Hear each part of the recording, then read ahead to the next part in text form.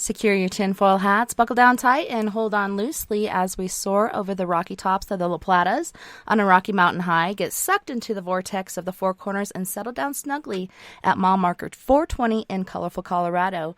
It is Sunday, July 5th, Monday, July 6th for those of you across the pond and beyond. Welcome to We Are Paradox Media's Late Night in the Rockies. I'm so glad you guys could join us tonight on one of our many outlets. We're live right now on Spreaker.com. You can also find us on Periscope under TessaTNT, Twitter, Spotify, Apple Podcasts, Google Podcasts, iTunes, iHeartRadio, CastBox, Tumblr, YouTube, SoundCloud, TuneIn Radio, Deezer, as well as Podcast Addict. Holy shnikes. Tonight I have a treat for all my guys and gals out there. Tonight we will be talking to and getting to know Mr. Michael Roser. And at an early age, Michael was aware of the spirit world. In 1996, he began actively researching the paranormal, ET activity, and black projects. In opening this door of exploration, Michael has traversed an interesting path abundant with personal experiences. Determined to share these esoteric topics with the world, Michael began working in radio in 2002. He hosted an underground hip-hop show, which allowed him to eventually break into talk radio through his own means. In 2009, along with Rick Cianci, he founded the DarkHour Paranormal as an investigational team of 3. They had a television show slated to broadcast, but a series of unfortunate experiences kept them from airing. Michael kept the moniker and began broadcasting on Spoon sometime after with the assistance of a good friend. Michael began a live stream on YouTube called DarkHour Paranormal. Welcome, Michael, and thanks so much for coming and hanging out with us tonight. Well, thank you very much for having me. This is going to be a great time, I can tell already. Yeah, well, it was so awesome. I was on your show earlier this week, and I really had a good time, and I had checked out a few of your previous shows, and it seemed like you and, what is his name again? I'm so bad with the names. Rick. You guys were on there, and he had his Barbie doll, and you guys were doing different accents and stuff like that. You guys were just having a blast, and I was like, hell yeah, I can't wait to do this. But I'm so glad we get to hang out again, because I was just kind of getting started the other night, and yeah, you know how you get that little buzz going on. You're just like, I want to keep going. So I'm excited we get to do it again. Yeah, well, thank you. I'm feeling just the same way. It's kind of funny you bring up, some of the stuff that I've done with Rick. So I have, the DarkHour Paranormal, which is obviously the more serious take on this field. And then I have DarkHour After Dark, which Rick and I usually do something silly together just to kind of take the weight off the content that's usually being explored and essentially just have fun,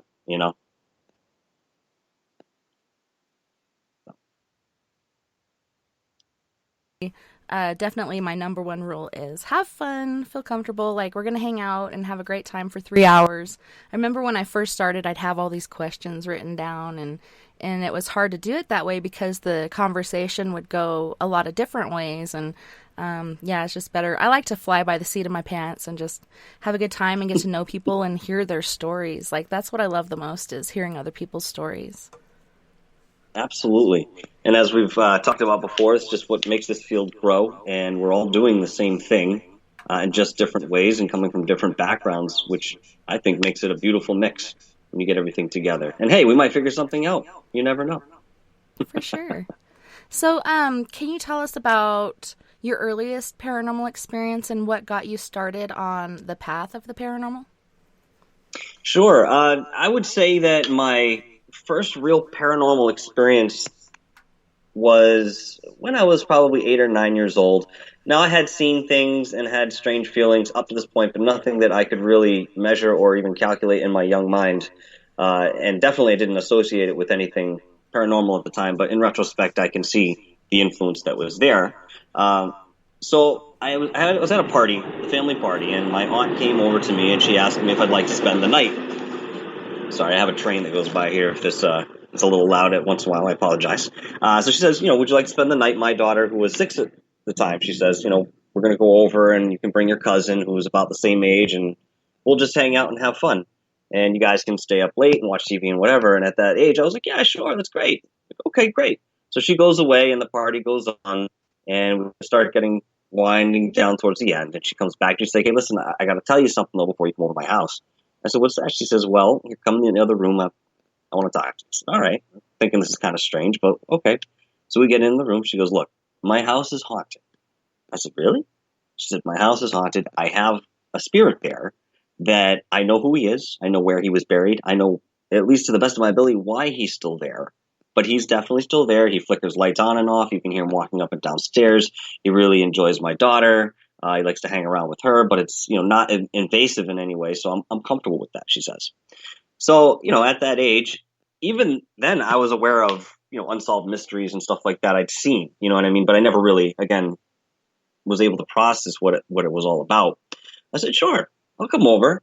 I'll be honest with you, I was a little hesitant in my mind at first, but I was like, nah, this will be fine. This will be interesting. So we end up going over there, and my cousin and I sleep in the living room, and her daughter sleeps upstairs in her bedroom.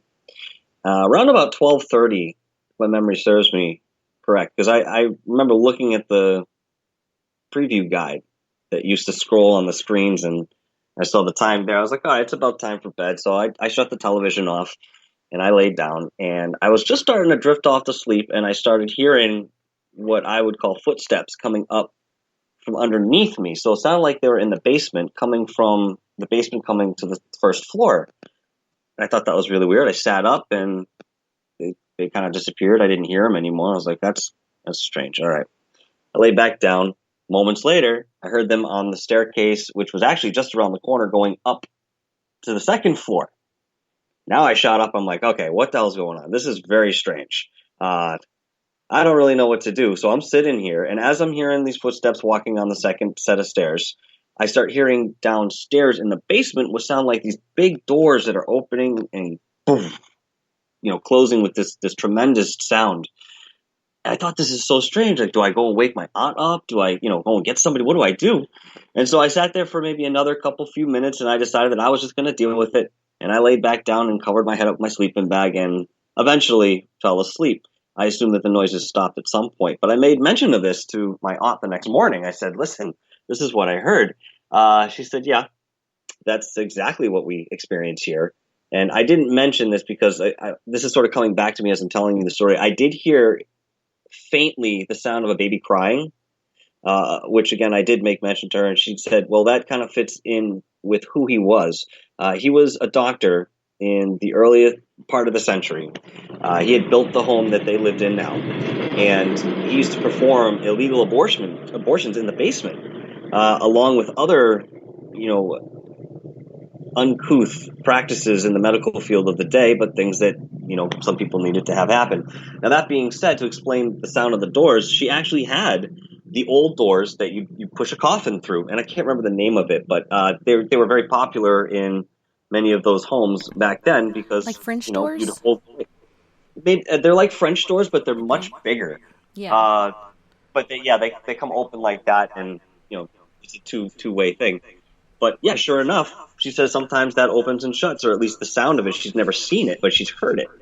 So that was my first real brush with the paranormal. Now, just to kind of wrap that up, later on, she told me that he became more aggressive and he wouldn't leave her daughter alone. And there was a defining moment that she had where she walked into the bedroom and her daughter was sleeping on the bed. And she had this little stuffed rabbit that apparently the way she was talking about it was sitting on the bed at this sort of odd angle that with gravity in place should not be the case. And she knew that that's what it was. She says, I want you to leave her alone now. And as she said this, the bunny just dropped to the floor. And he just went to the background. He didn't disappear, but he stayed his distance in a respectful way. But they experienced that stuff until they moved out of that home. So, there's a little girl there. Where does she tie in? Was she part of that family, or? She was part of that family. She was an aunt that was never married into the family, but treated us as, family.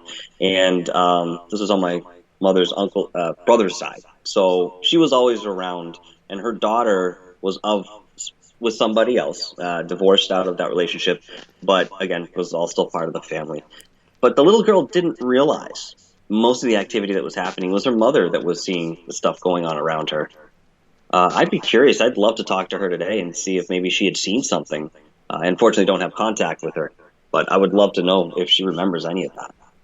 Yeah, for sure. And if anything has followed her, I know a lot of times things dwell in a certain place, but sometimes people are haunted. So it'd be interesting to find out if she still does have activity going on. But yeah, that's pretty hardcore. I've heard a lot of different stories about places that were doing underground medical work that shouldn't be done, and a lot of, like you said, different other things that they're doing. If I'm getting away with this, what else can I get away with? And that's pretty insane. So Absolutely. how did that... Go ahead. Sorry, go on. I was going to say, just having the element of a child in the mix and that energy, I think, really brought out, that particular spirit. And, of course, how close he was in respect to children and what he did. It explains, some of the audio disturbances that I was picking up in the environment.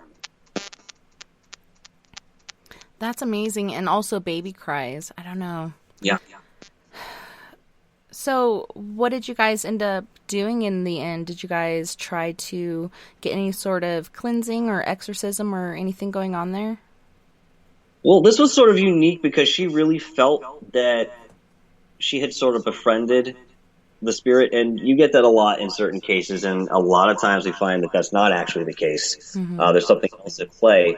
But once she had put her foot down with her daughter, as I mentioned, he backed up, but he never fully went away.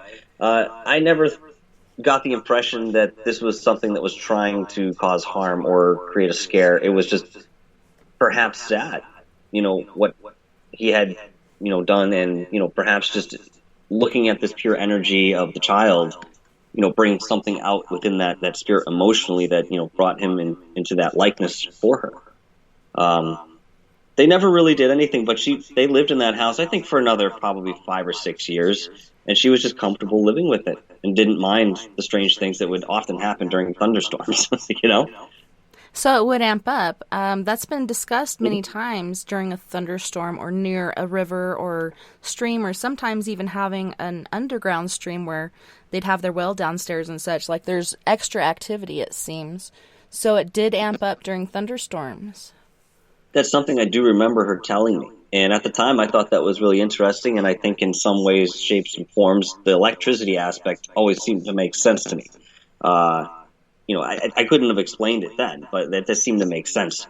But he would actually even respond, apparently, sometimes with like yes and no's with the light. So he would blink it once for yes, twice for no. And she was actually having conversations with him at some point. This is how she found out where he was buried. Apparently, it was a cemetery just down the street. She was able to pinpoint the exact grave that she believed was where he was. So it was different because she felt she had a relationship with the spirit in some way, but it never got to the point where she needed to expel it. That's good. So she felt like she had befriended this thing, but I know a lot of times things will make you think that for an ulterior motive, like drawing energy and different other things, or even, just staying there. Do you think this thing was really her friend, or do you think perhaps it's got another agenda? I'd say 90% of the cases that I've seen, it's going to go the other way. There's some sort of deception, some sort of manipulation. Even if it's not malevolent, in the end, you find out that it was something else that you were talking to, In this particular case, in my thoughts on it since the experience, I think this was actually more of a benevolent spirit, and that this entity really just kind of longed to have the connection again, and perhaps a human experience. That's really what I would say for that experience. But most times it's the other way. It's the other direction.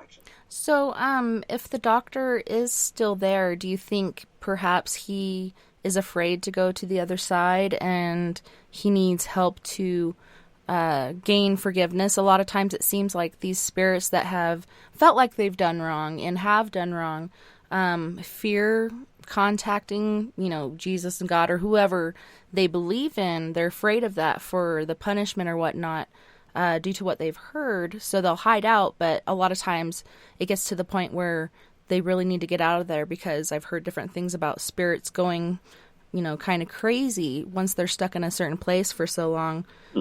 Maybe he's looking for help to seek that forgiveness, like some sort of prayer or something. that should be done in that house just to put him at ease or help him to find his way? I think you sort of really hit the nail on the head when you first started on that topic there. A lot of people, from my understanding, when you pass over, there's this worry of judgment. What I've done, who I've hurt, and so forth. From everything that I've really gotten into, and what I've started to believe myself, was that the only person that judges you is you.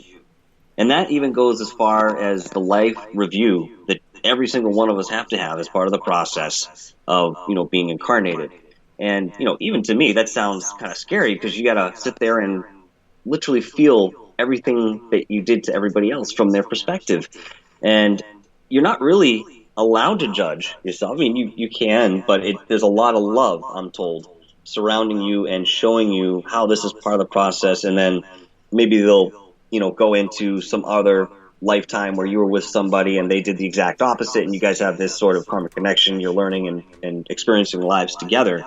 But I think that fear of going forward, or even having an attachment to an experience here or a person, a lot of times relatives will hang around after they've passed on, around their family members in varying ways too. I think within the dimensions and the vibrations, you're able to be in, many places at once. Your consciousness can be divided and it can be experienced that way, I think, out of the body. But again, these are some of my opinions that I've formed based on my research and my experiences with this. So, I mean, why a spirit decides to stick around, I think could be a whole host of different reasons. One being fear, two being a longing, three, maybe just not ready to go to that light, or doesn't know what that is, or is actually even fearful of perhaps progressing because they don't know what comes next. You still have that fear of the unknown, even in the spirit world, I do believe.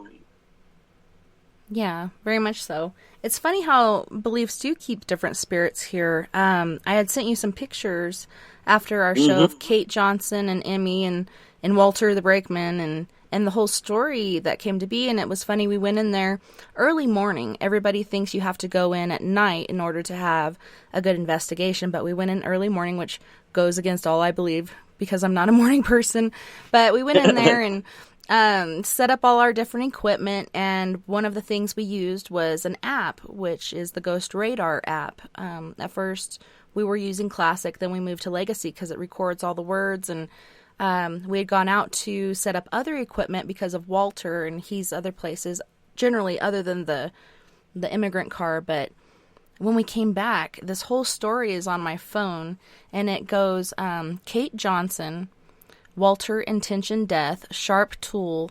Then it said something about a rose and mittens, and so I'm picturing like during the winter or whatnot. But man, we picked up on so many different things, like with the FLIR camera and with our camera. They couldn't figure out how to open the bathroom door on this immigrant car.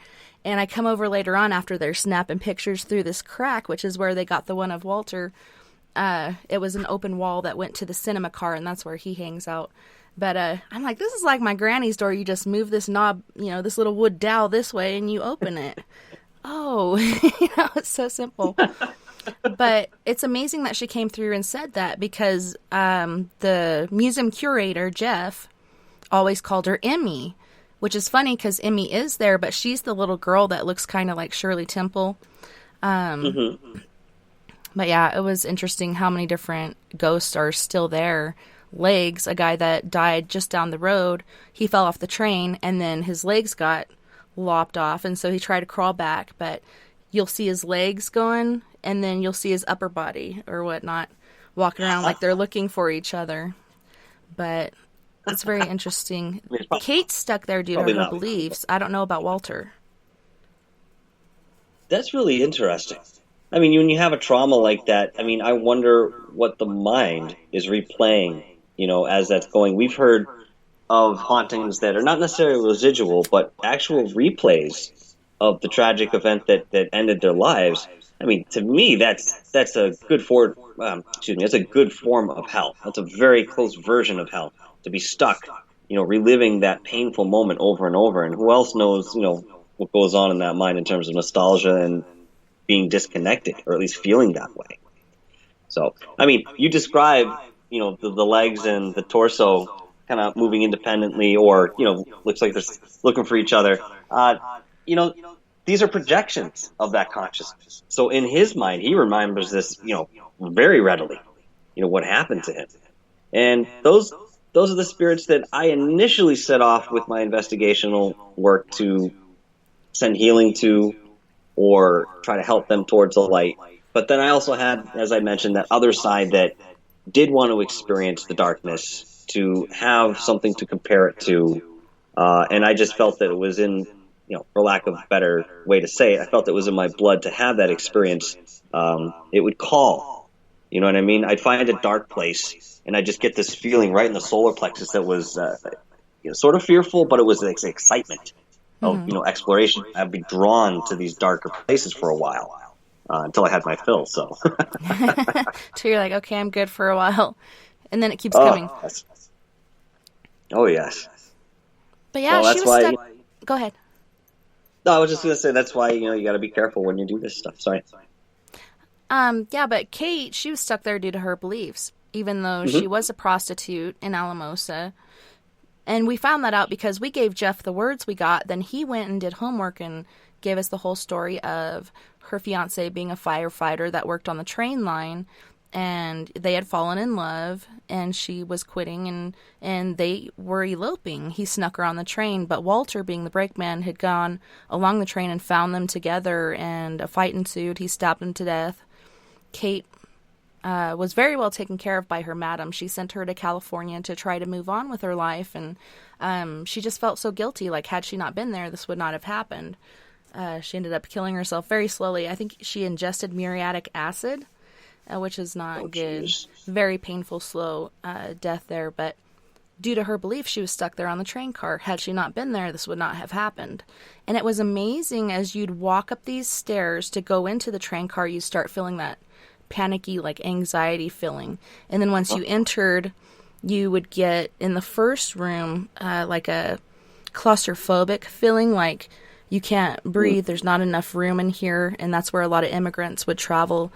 And then you get into the kitchen, like, dining room area, and you'd feel, like, heat, frustration, anger, and then you'd move to the back, and it just felt like your face was on fire, and that was right by where the stove used to be. But after Kate left, and of all things, she was released by a Catholic school class. The museum curator told them the story, and as he was going off the car, train cars go back and forth, and he thought they were following him. As he got to the bottom of the stairs, he heard them saying a prayer. And I've heard many people say this prayer doesn't exist, but I believe it does. But it was a prayer of release from purgatory. And so she was free for about 3 months. She wasn't there. I went in a week after this happened just to check up on how things were going, and he's like, she's not here anymore. Like, she's gone. Will you go in and see if you see her or can sense her? And went back there, and you didn't get the feelings going up the stairs and throughout the car. It was just gone. But Emmy was still there. Walter was harassing her. We were trying to find her story, and he just kept interrupting and cussing and being very vulgar, and she'd go away, and then he'd talk to us for a while, but then he'd go away as well. But Kate came back due to free agency, and she's still there protecting Emmy today. But that's fascinating.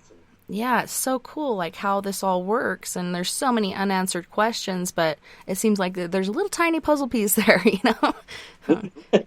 That story in particular is very heartbreaking. For us to look at it in its entirety and try to imagine the players in that story, it's just, it's tough. It's a tough one. Now, what if we were to look at that, though, and maybe take a different angle and say there was an agreement between these people to have that experience? Now, we could sit and, decide, what maybe that reason was. I'll make it simple and say it was just to experience. Maybe the soul doesn't really have a preference of what the experience is. At the core level, it just wants the experience. It knows it's going to be okay. It can't really die. So you go into these, lifetimes, and you sort of play a character, and you become that character. You live that character. Some of us are aware that we're characters. Other people don't. And both paths are fine, because I think everybody experiences both paths at one point. I think everybody goes through many lives to experience the different flavors that this existence offers. And of course, in other existences as well. We talk about extraterrestrial involvement and stuff like that. That being said, I also find it very interesting that we can walk into a place that has one of these entities present, and we can feel them. Think about how connected we must actually really be to be able to feel something like that. I think that's absolutely fascinating. We just use our body. We just use the instrument that we have, that we walk around with every day. People ask me, do you take equipment out on, these ghost adventures and stuff? Yes, I used to. I also found that I couldn't find fault in what my body would tell me. So that was the best instrument that I could bring along. Yeah, that's the number one tool. Use your gut. But it's cool to have the different instruments to, get a bunch of evidence. And, when we first started, we had all these forums and we put all the information down, and now that kind of gets lost, and we're just like shooting for a goal there. But there's so much stuff that you can see in the atmosphere and the humidity and the electricity in the air, so on and so forth. I think that's how we do feel it, because we have our own electricity, and it does go outside of our body, and once something penetrates that, like, you're aware of it, or you can even feel it approaching. It's pretty intriguing. Mm-hmm. In terms of the equipment and stuff, I guess what I could say is this. I already had my convictions about the paranormal world and spirit. I was doing it for personal reasons, because I wanted to experience these things in an intentional fashion. But the equipment was more of a fun thing for me so that I could help other people understand what I was experiencing, what I was seeing. That's what I was using it mostly for. But it was something fun to experiment with and try different, pieces of equipment that might interact with the environment in different ways. I was really big fan of the Ovilus. I thought that was really cool. And of course, with the app that you mentioned that you used, is something similar, using words and, the vibrations that are somehow put together to, create that.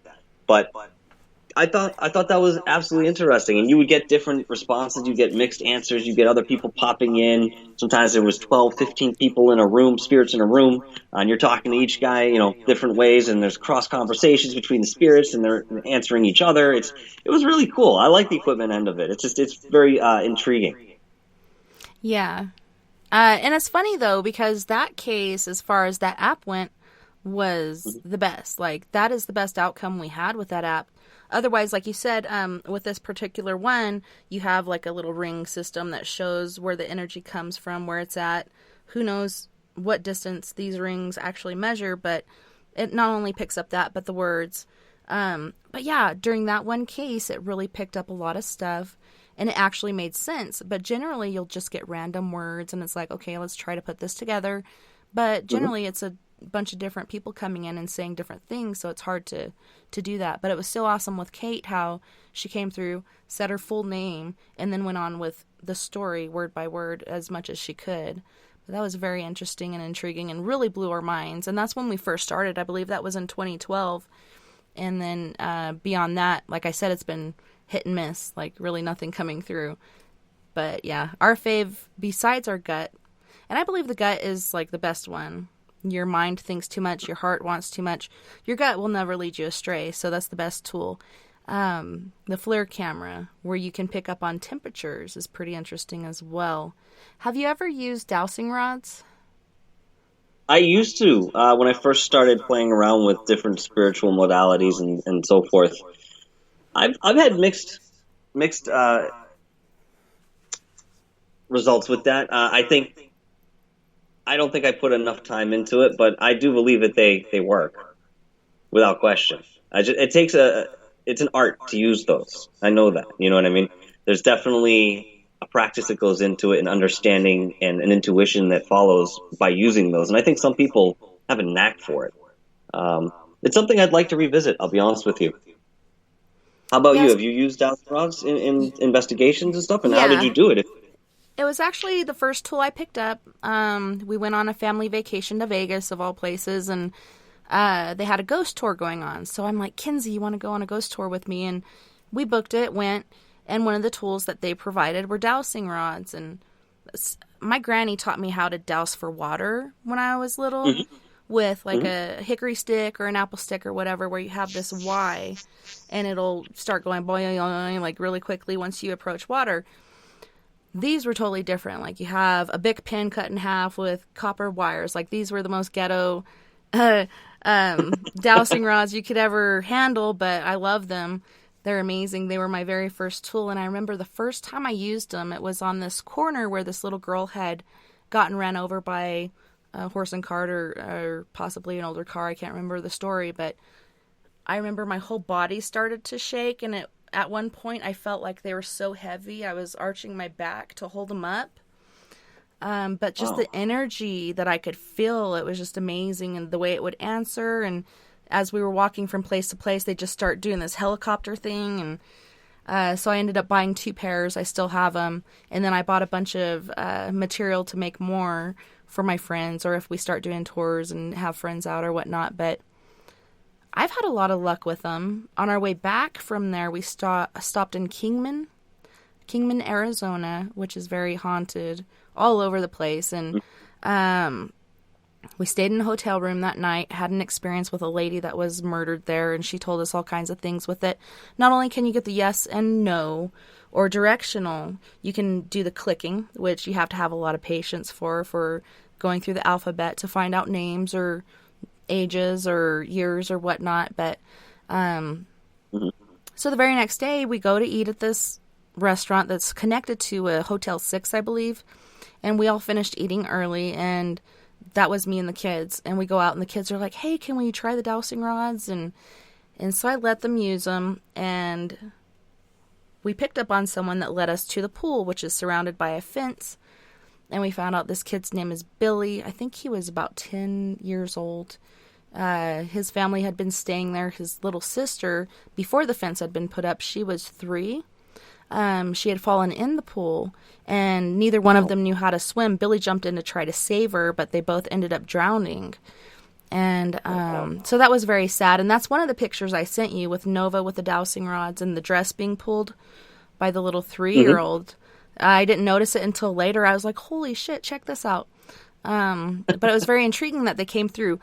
I feel like I should have walked the kids through a lot of the rules, because Joe's like, hey, Billy, you want to come with us? And I was like, no, Joe, you never asked something to follow you home. Like, you tell it not to follow you home.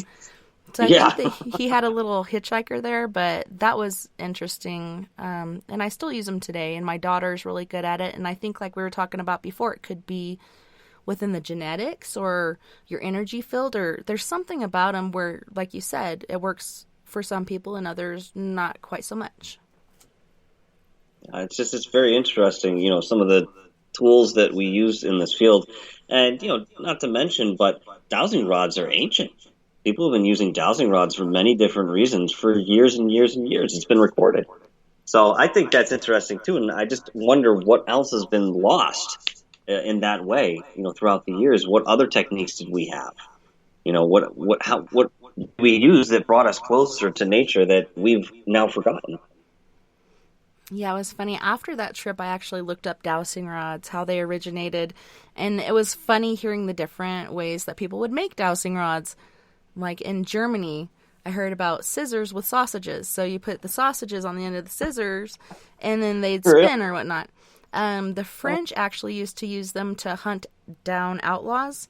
And they ended up quitting using it because they felt like it was an unfair advantage and, witchcraft and whatever else going on. But yeah, it's been used so many ways for so many centuries. It's really amazing. Where did they very first come from? I don't know still, but there's a lot of ways that they've been used by a lot of different people. Oh, absolutely. And then the science that goes behind that is very interesting too. But the earth is full of all these different mysteries, and I feel that there are avenues that we can use, even in magical senses, that are innate to us as spiritual beings, that are just latent because of, one reason or another, and we're here to either remember those or redevelop them in some fashion. I think in the end, you want to get to the point where you don't need any tool at all. I think that would be the eventual goal. Yourself is the only thing that you'd need. But, we have things to help us along the way. Yeah. I like my camera. Either video or still. And there's some that you can have both on, so that's pretty cool. So how's it been going for you guys, like in your area, as far as COVID goes and lockdown and what you're trying to do with your show? Well, we were in Massachusetts, or we are in Massachusetts, I should say, and we got hit pretty hard. So they locked us down. I lost my job in March 16th, and, kind of putted around for about a month thinking, well, I was still doing the Spoon broadcast, but I really had this on my mind that I wanted to switch over to YouTube. But I kept coming up against these technical difficulties, and I had people trying to help me, and I was like, this isn't working. So, I put it down for a few days, come back to it, and try to make, minimal progress as I went. It took me a little while, but I eventually got things up and running. And, of course, everybody starts somewhere. So honestly, this whole lockdown thing helped me to be more creative and give me the time. And I'm obviously still able to be with my kids and give them the time, too. And that's basically been my focus since all this happened, just the show and that content and my children. So Exactly. How about you guys? It's been going pretty good as far as the show goes. A lot of people that generally wouldn't be available are. I would have had an event right now, but due to COVID, I'm free, so I'll do your show. I think that was Patty Negri that said that, but it's been good that way. YouTube, oh my gosh, I have tried repeatedly to get that to work, and it seems like it worked better before they made you use an outside encoder. I've used 2 different ones, having tons of issues, and then I'll try to record if it doesn't broadcast, and then look back and all it records is the first portion where we're waiting for the show to start, and I'm like, what the hell is going on here? So it's just insane. I don't get it. So, hopefully you can help me out with that. Yeah, I'll do what I can. We're all learning. I'm more than happy to share anything I come up with to make our shows better and more complete. That's, I think, the idea. So, absolutely. For sure. I love having this platform. No, this is fun. This is the best thing. And I'll be honest with you, sometimes you get to talk to people that would cost you a lot of money to go and visit at a lecture elsewhere. And you get to spend time and, give your personal thoughts and have them reflect, certain things. It's really cool. And I'm very grateful to be a part of it. Yeah, it's very awesome. Also to have that platform to have other people feel like they belong and they're not an outcast or they're not a freak, and share their stories and have that outlet. Therapy costs a lot unless you have good insurance. But, I love doing it because I love other people's stories and love having a place where other people can go. I've never really been into podcasts until, Pete, I think it was 3 years ago. I found it when I was sharing my paranormal page, SOR, and I was like, wow, I'm spaced out. I can relate. So I went on there, and it was amazing, like all the different people that I met and different friends I made, and it was like another extension of your paranormal family, people that have experiences as well, and you can feel comfortable sharing with. So I commend you for what you do and having that platform for people to come and listen and feel free to share their stories as well in the chat or sometimes calling in. But it is a lot of fun. I love it. I look forward to my weekends. Oh, yeah. It's as soon as I get back to work here, probably, I would figure towards the end of the month, I'll be able to put together a schedule, and then people actually know when I'm going on. So, that'll be a little bit easier, I think, for everybody to keep track of. But, yeah, this stuff is nothing like it. There's nothing. I did radio for some time, and I enjoyed that format, breaking into the YouTube where you have the visceral aspect as well. It was a little strange. I said, well, everybody's going to see me now? The whole broadcast, you mean? And my buddy says, yeah, that's what it is. I said, okay. So it took me a little while to kind of integrate that into it and be comfortable with that aspect, again, coming from radio where I'm just used to hearing people, But it adds more possibilities, You can show pictures, you can show videos, personal evidence. It's cool. For sure. You were talking to me while on your show, and you had asked me about the negative photo sort of vision going on. And so since then, I've been asking around, and the only person I found was my husband, and he said for a while there, while he was having migraines and such, he would get that. Not so much as like as he's looking at it, but he'd close his eyes because of light sensitivity or whatnot, and he'd get that whole negative photo vision thing going on. That's the only person I've come across so far that has had that in a sense. And then I was trying to recall what you said. Like, do you see that generally, or is it the same thing, like where you close your eyes and you can see the negative portion of it? Well, first of all, thank you for getting into that because, yeah, as I mentioned, that this is an experience that I haven't found anybody that's had anything similar with that. I haven't had it recently. It seems to kind of pop up randomly, and as I mentioned before, it takes a lot of energy to hold it once I realize what it is. So for those of you who aren't familiar with the story, basically, when I was a teenager, I was finding myself waking up in the morning just on the brink of, being awake and having the sense that I could still see the room that I was in its entirety with my eyes still closed. But the only thing was I wasn't seeing it in, color and detail. I was seeing it all in a negative. And I've asked people, what that experience is. Has anybody else had anything similar? So I wonder, what that connection is. If your husband was having these migraines and seeing something of similar fashion, I wonder what that is. I really do. Something gets triggered. Maybe it's energetic, maybe it's biological, but that's really cool. And that's something, that I could even look into a little bit, in terms of headaches like that and migraines, and see if other people are experiencing something like that too, just to get to the bottom of it. Yeah. Wow, that's interesting. Yeah, he eventually had a stroke, and then after that he said he hasn't had it. So I'm wondering if it was his high blood pressure or something else going on that was causing that. But I hadn't recalled that you said with your eyes closed. Like, I get that. My daughter Nova gets that. I'm not sure about my oldest daughter Kenzie, but when you close your eyes, you can still see things. Like, even sometimes before looking at them, you can see like the different like outlines and structures and stuff. That's pretty interesting. Well, there's the aspect of retention as well. If you're looking at something very bright and you shut your eyes and you can still see this image, it was similar to that, but it was more shimmery, like a black and white, sort of. But the whatever light I would, if you could call it that was coming off the object, seemed like it was coming from within the object itself. It didn't really strike me as odd or anything, just part of the environment. But again, it felt like I was out of my body at the same time, whereas I could go up to the ceiling, or I could look to the ceiling, or I could look over here and get the detail on the left side of the room, or what have you. But I think probably the longest I ever held that, if I were to make a guess, would be no longer than maybe 30, 45 seconds. And then I would just either wake up or I would just literally let go. Because, when you do astral projections, stuff like that, that focus, if it gets broken at any point, you're right back in your body. It's very hard to settle yourself for that moment and get back out. For sure.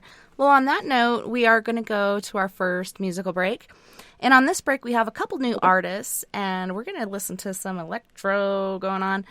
First, we have Cockroach, who's from the UK, and he's going to be, I'm not going to say singing, he's going to be playing I See You, not I See You, but I See You as in the hospital. Then we have Fireline Kiss, who's a on-road trucker. Thank you so much, Fireline Kiss, for doing what you do and being one of those essential workers that we really depend on. And he's going to be singing Your Eyes. And then we have a totally different genre. This is more hip-hop with Mr. Brick Casey from Boston. And he's going to be singing Main Thing. You guys don't go anywhere. We'll be right back after this musical break.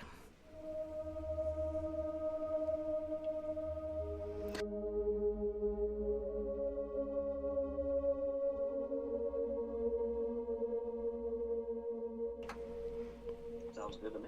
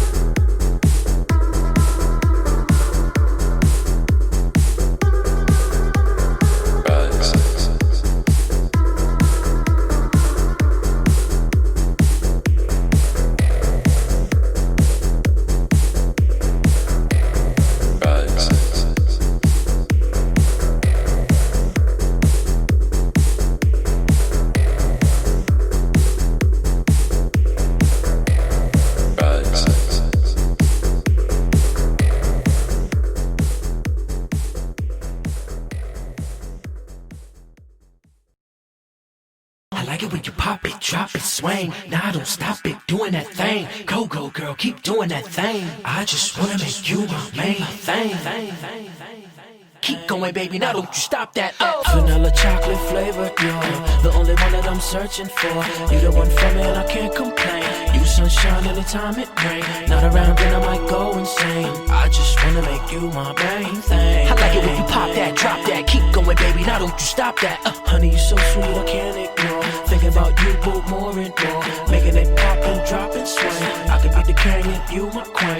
Yeah, it look good, but you I'm saying. I just wanna make you my main thing. I like it when you pop that, drop that. Keep going, baby, now don't you stop that. Who's them dudes in the back with the black on? Crew deep, don't sleep or slack on. Come to the money, honey, I'ma get a stack on. Excuse me, ma, can I get my Mac on? To the left, throw it to the right. Do it like you wanna do it to me all night.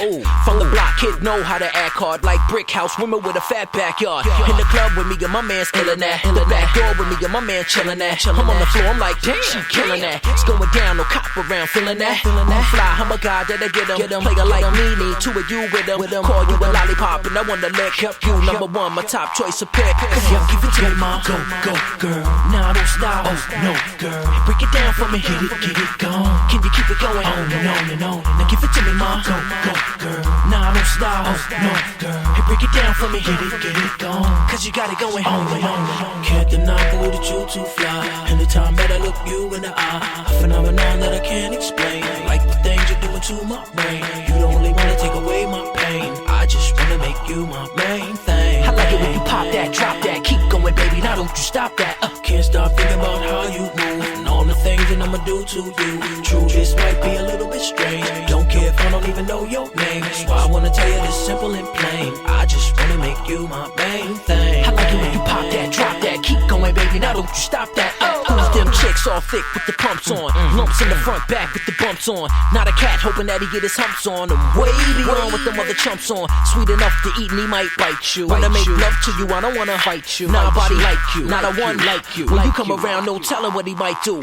Right now in the club, who the dawn? Want a man that got it going on later on. I can tell by the dancing, you digging this song. You can tell I've been digging you all night long. And I love to be digging in you all night long. Party right here, hottie all night long. Let's flex it to the coat check, exit to the Lexus, Nexus, triple exit. Come on, give it to me, ma. Go, go, girl. Now don't stop. Oh, no, girl. Break it down for me, hit it, get it gone. Can you keep it going? On and on and on. Now give it to me, ma. Go, go, girl. Now don't stop. Oh, no, girl. Hey, break it down for me, hit it, get it gone. Cause you got it going on and on and on. I like it when you pop it, drop it, swing. Now don't stop it, doing that thing. Go, go, girl, keep doing that thing. I just wanna make you my main thing. You pop it, drop it, swing. Now don't stop it, doing that thing. Go, go, girl, keep doing that thing. I just wanna make you my main thing. Vanilla chocolate flavored, you're the only one that I'm searching for. You the one for me and I can't complain. You sunshine anytime it rain. Not around then I might go insane. I just wanna make you my main thing. I like it when you pop that, drop that. Keep going, baby, now don't you stop that. Honey, you so sweet, I can't ignore. Thinking about you both more and more. Making it pop and drop and swing. I could be the carrier, you my queen. Yeah, it look good, but you I'm saying. I just wanna make you my main thing. I like it when you pop that, drop that. Keep going, baby, now don't you stop that. Can't deny the way that you too fly. Anytime that I look you in the eye, a phenomenon that I can't explain. Like the things you're doing to my brain. You the only one to take away my pain. I just wanna make you my main thing. I like it when you pop that, drop that. Keep going, baby, now don't you stop that. Can't stop thinking about how you move and all the things that I'ma do to you. True, this might be a little bit strange. Don't care if I don't even know your name. That's why I wanna tell you this simple and plain. I just wanna make you my main thing. I like it when you pop that, drop that. Keep going, baby, now don't you stop that.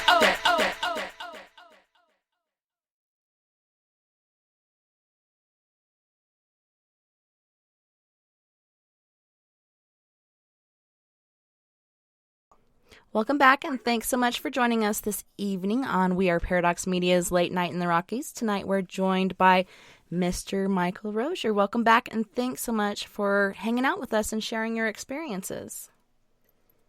Absolutely. Thank you again for having me. I'm sorry I had to cut you off. I'm like, man, I wanted to hear the last of that story. Hopefully I'll remember next break.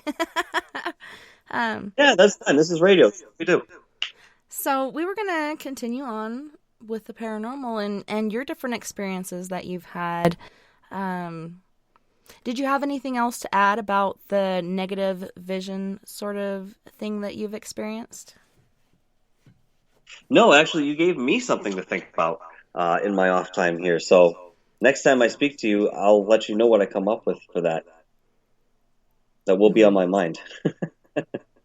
So what is another paranormal experience that you've had that you'd like to share with our listeners this evening?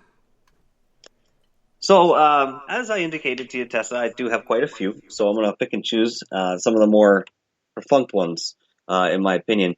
I remember. Okay, so for me, seeing spirit is a normal thing. Whether it's shadow people out of the corner of your eyes, or you're seeing a full on apparition in front of you and then disappearing, or you see it and then question if it was actually there. But I've been seeing these things for a very long time. And I remember I was 15 or 16 years old. I was down in my parents' basement, and I was playing drums. And I think this was after I'd gotten home from school or something. So it was in the early afternoon. And where I was in the basement, if you were to look off to the left, the staircase coming down, to get into the basement was over here.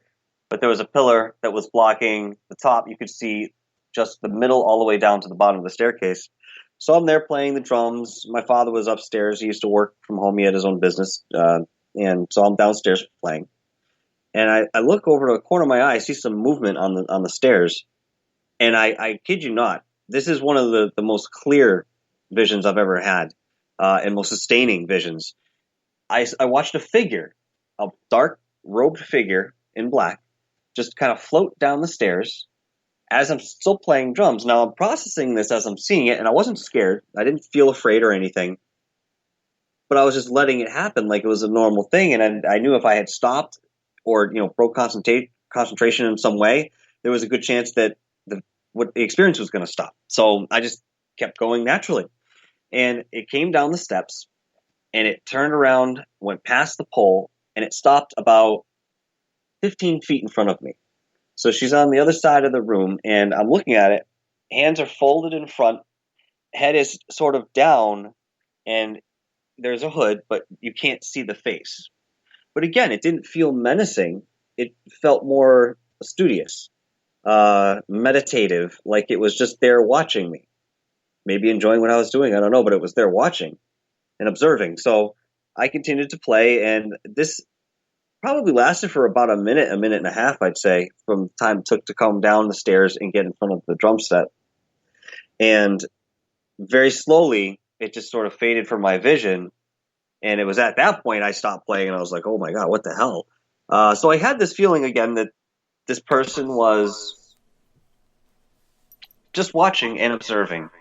And, maybe I had some connection with them at another point in time. They seemed familiar, but I didn't know. And another thing I got off of that figure, oddly enough, was that I felt that it was feminine. I thought it was a woman. So I didn't tell anybody about this. And several months later, my father called me up to his office. He had gone for a reading, which if, one of us, my sister or I, come up in a reading, they're very nice and they let us know what was said. So he wanted to talk to me very quickly. He said, listen, I just went for a reading and you came up.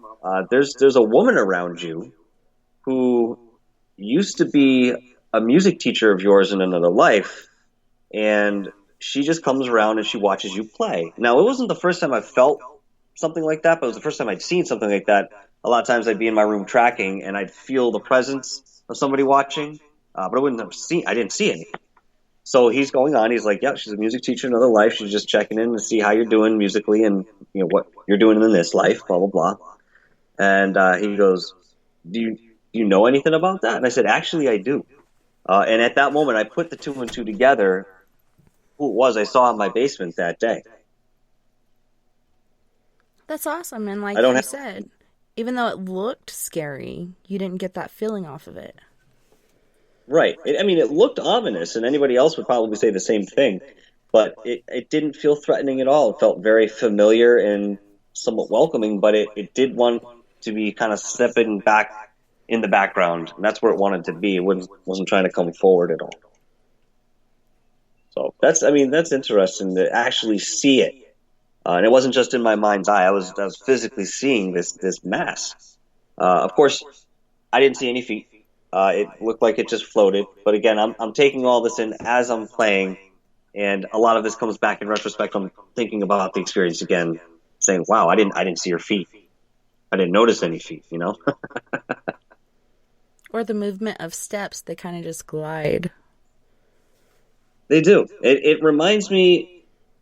Well, many years later, I had another experience in a graveyard where I knew that at one point there was a bustling town there.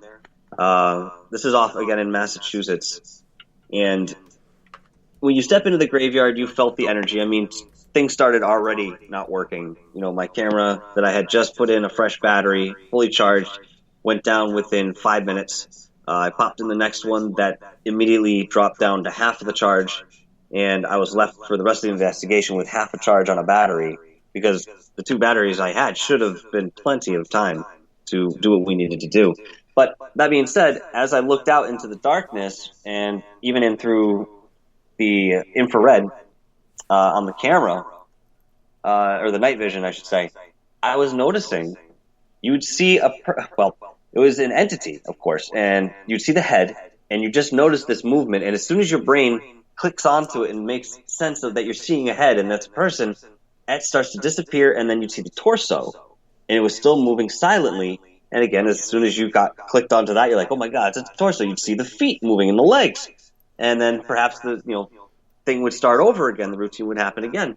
And you'd see it for all these different people walking around in this spirit sense. It was very odd. My senses didn't know what to make sense of it because I thought that there should be sound associated with how much movement I was seeing in front of me.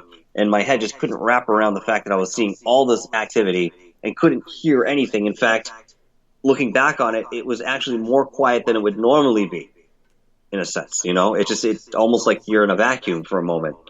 So it's very strange when you see something like that.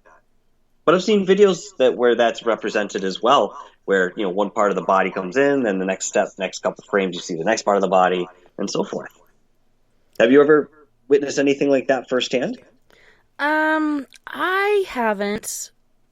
When I had my very first full body apparition that I realized was one, like as a baby, I'd play at the foot of this old guy that was an old family member of ours on the front porch as he would rock in the rocking chair when he really wasn't there. But my sister and I thought he was. We'd play there every day for the most part. But the very first full body apparition I recall, she had the movement. She was walking, and you could hear her footsteps, although she was 2 inches off the ground. So it makes me wonder about the different realms and how, is the veil thinning, or are these two realms colliding, is what I'm wondering. It's like one or the other. There's so many people that seem like they're awakened these days, so many people having so many different experiences and being accepting of it. So it just kind of makes me wonder, how do they do that? They affect your mind and your hearing and other different things, like you're saying, that kind of stark silence. Like you wish there was a noise, and then all of a sudden there is. That can be unsettling or not, but you're not touching the ground. How are you making footsteps? As well as the story I told you about my sister in her room, when she got really stern, her footprints were actually burned into the wooden floor. So you could see the bottom portion of it and the heel. It was insane. How do they do that? Are they stacking? It's such a question. Are they thinning? I don't know. Well, I mean, in terms of the realms thinning or colliding, we did go through an energetic process as a whole back. I think it began in 1987 with the 11/11 phenomenon, where each period of time that would compound, there would be like these intense lessons for people and intense areas of growth that had to happen in order for the Earth, which is supposedly ascending into a fourth dimensional existence, to have that component and bring our vibration up individually and collectively in order for us to go along with the Earth. Because I guess the understanding was that if the Earth moves into a fourth dimensional space and you're still in a third dimensional vibration, you're staying here and you're going to be doing something here. You're not going to go into that next state. Since then, and I think the 11/11 door closed in 2012, 2013, something like that. I think that we're seeing people, as you mentioned, become more accepting of these things because people are having more experiences. Perhaps that's because we're more open and more sensitive to the energy, but of course it's all speculative. Your ideas could very well be correct. The thinning of the veils is finally upon us. We've been talking about it for so long, and now we're actually experiencing it. That's something I think 30 years ago we could sit down and talk about, but only talk about. And we'd say, talk about it as if we spoke about the Odyssey. And, it's fantasy, but it's possibility sometime in the future. I won't be around to see it. I won't be alive. But sure enough, here we are. And we're right in the middle of it. We're participating. Yeah, especially the times we're at right now. I never thought I'd be here, even though, okay, so as a child, it's very strange. After my mom died, I was seeking, spiritual answers. So I went to so many different churches. And then my dad took it really hard. So my aunt and uncle came and got us and raised us from the age of 7 until 13.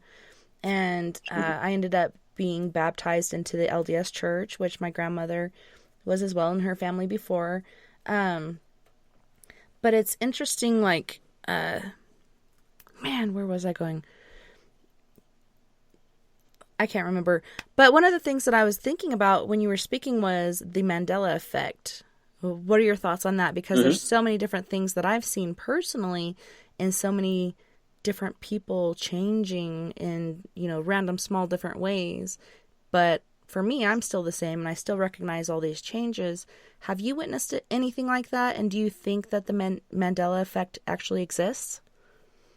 Well, according to Dolores Cannon, we're constantly moving through dimensions. At every moment, we're shifting our vibration based on our thoughts and other factors that literally bring us in every moment a new dimensional space.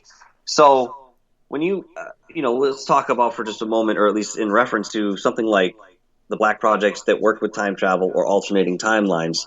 Some of the Montauk survivors tell you it's a very difficult thing to talk about because they remember two simultaneous timelines existing at once. Now, how does that work? And how do you explain that, and say that I lived that and that's my reality, that's what happened. So I do believe that there's a possibility that we are sort of, shifting collectively into different timelines that we're making. It's a part of string theory, too. I believe it has a lot to do with that. And we're picking and choosing as we go along together which lines we pop into, which branches we go off to and come back to, and so forth. Yeah, I think there's something to that. I think more study needs to be done on the Mandela effect. I think that it could be looked into harder, but I think eventually you'll find something of substance there. I do, and that's just going to relate back to what we're talking about with vibration and dimensional overlays. Yeah, I think it's interesting, all the different things that have changed for me, but not for other people. Like the majority remember it this way, and then there's a small percentage that remembers it this way. And my husband being one of them, Luke, I am your father, was one of them. And He's like, no, before we agreed on it. But then he's like, no, that's not how it was said. It was said like this. And I'm like, okay, other dimensional Vern, whatever you say. Like, when did this happen? But there's been so many different ones, and it makes me wonder, like you said, the string effect, or is it CERN messing with the God particle? And each time they have this certain collision, it's shifting and changing.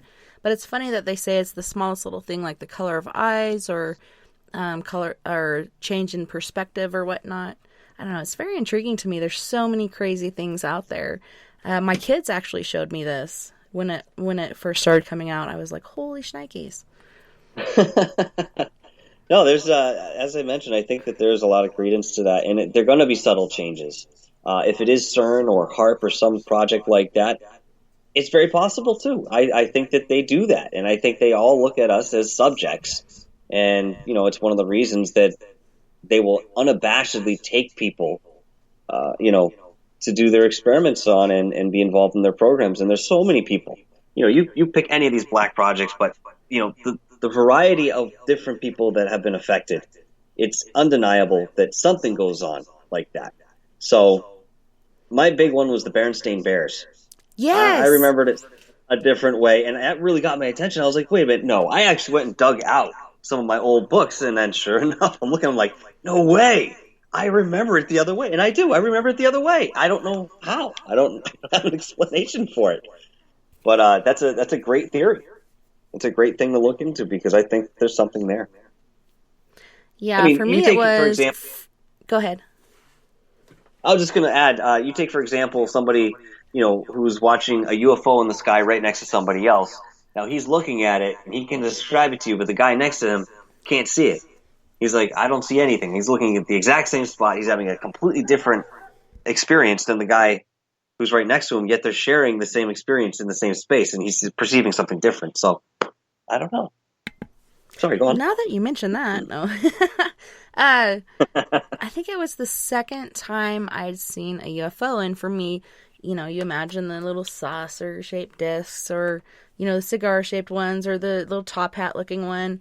My mom was the spiritual side. My dad, the only thing he had ever seen was while with my mom, and that was, this and down of a man from the shoulders down in coveralls, same thing the old guy on the porch was wearing, going into the attic, which didn't even exist anymore. It was all closed off.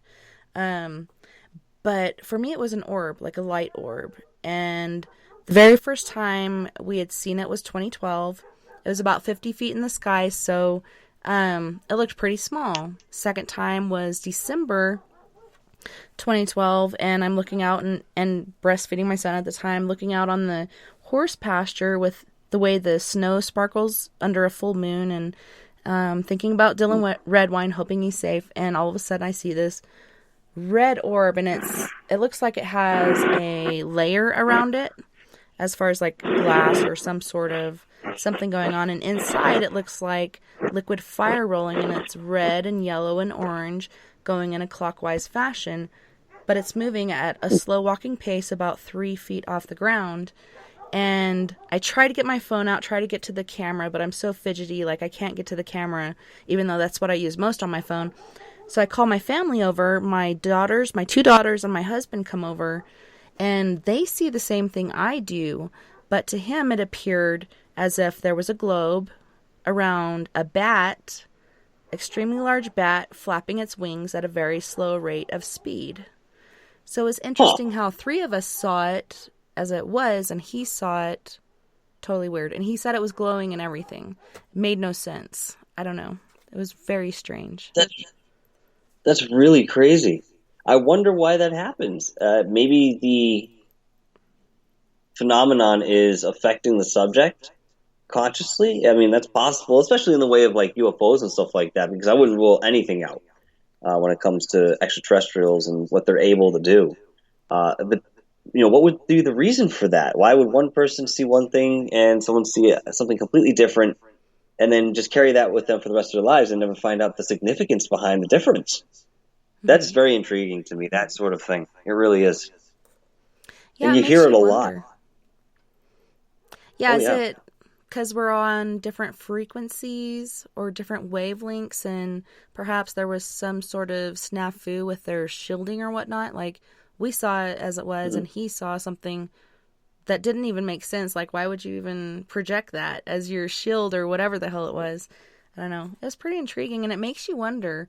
I don't know. I think that was one of the drones or whatnot that go around and see what everybody's doing.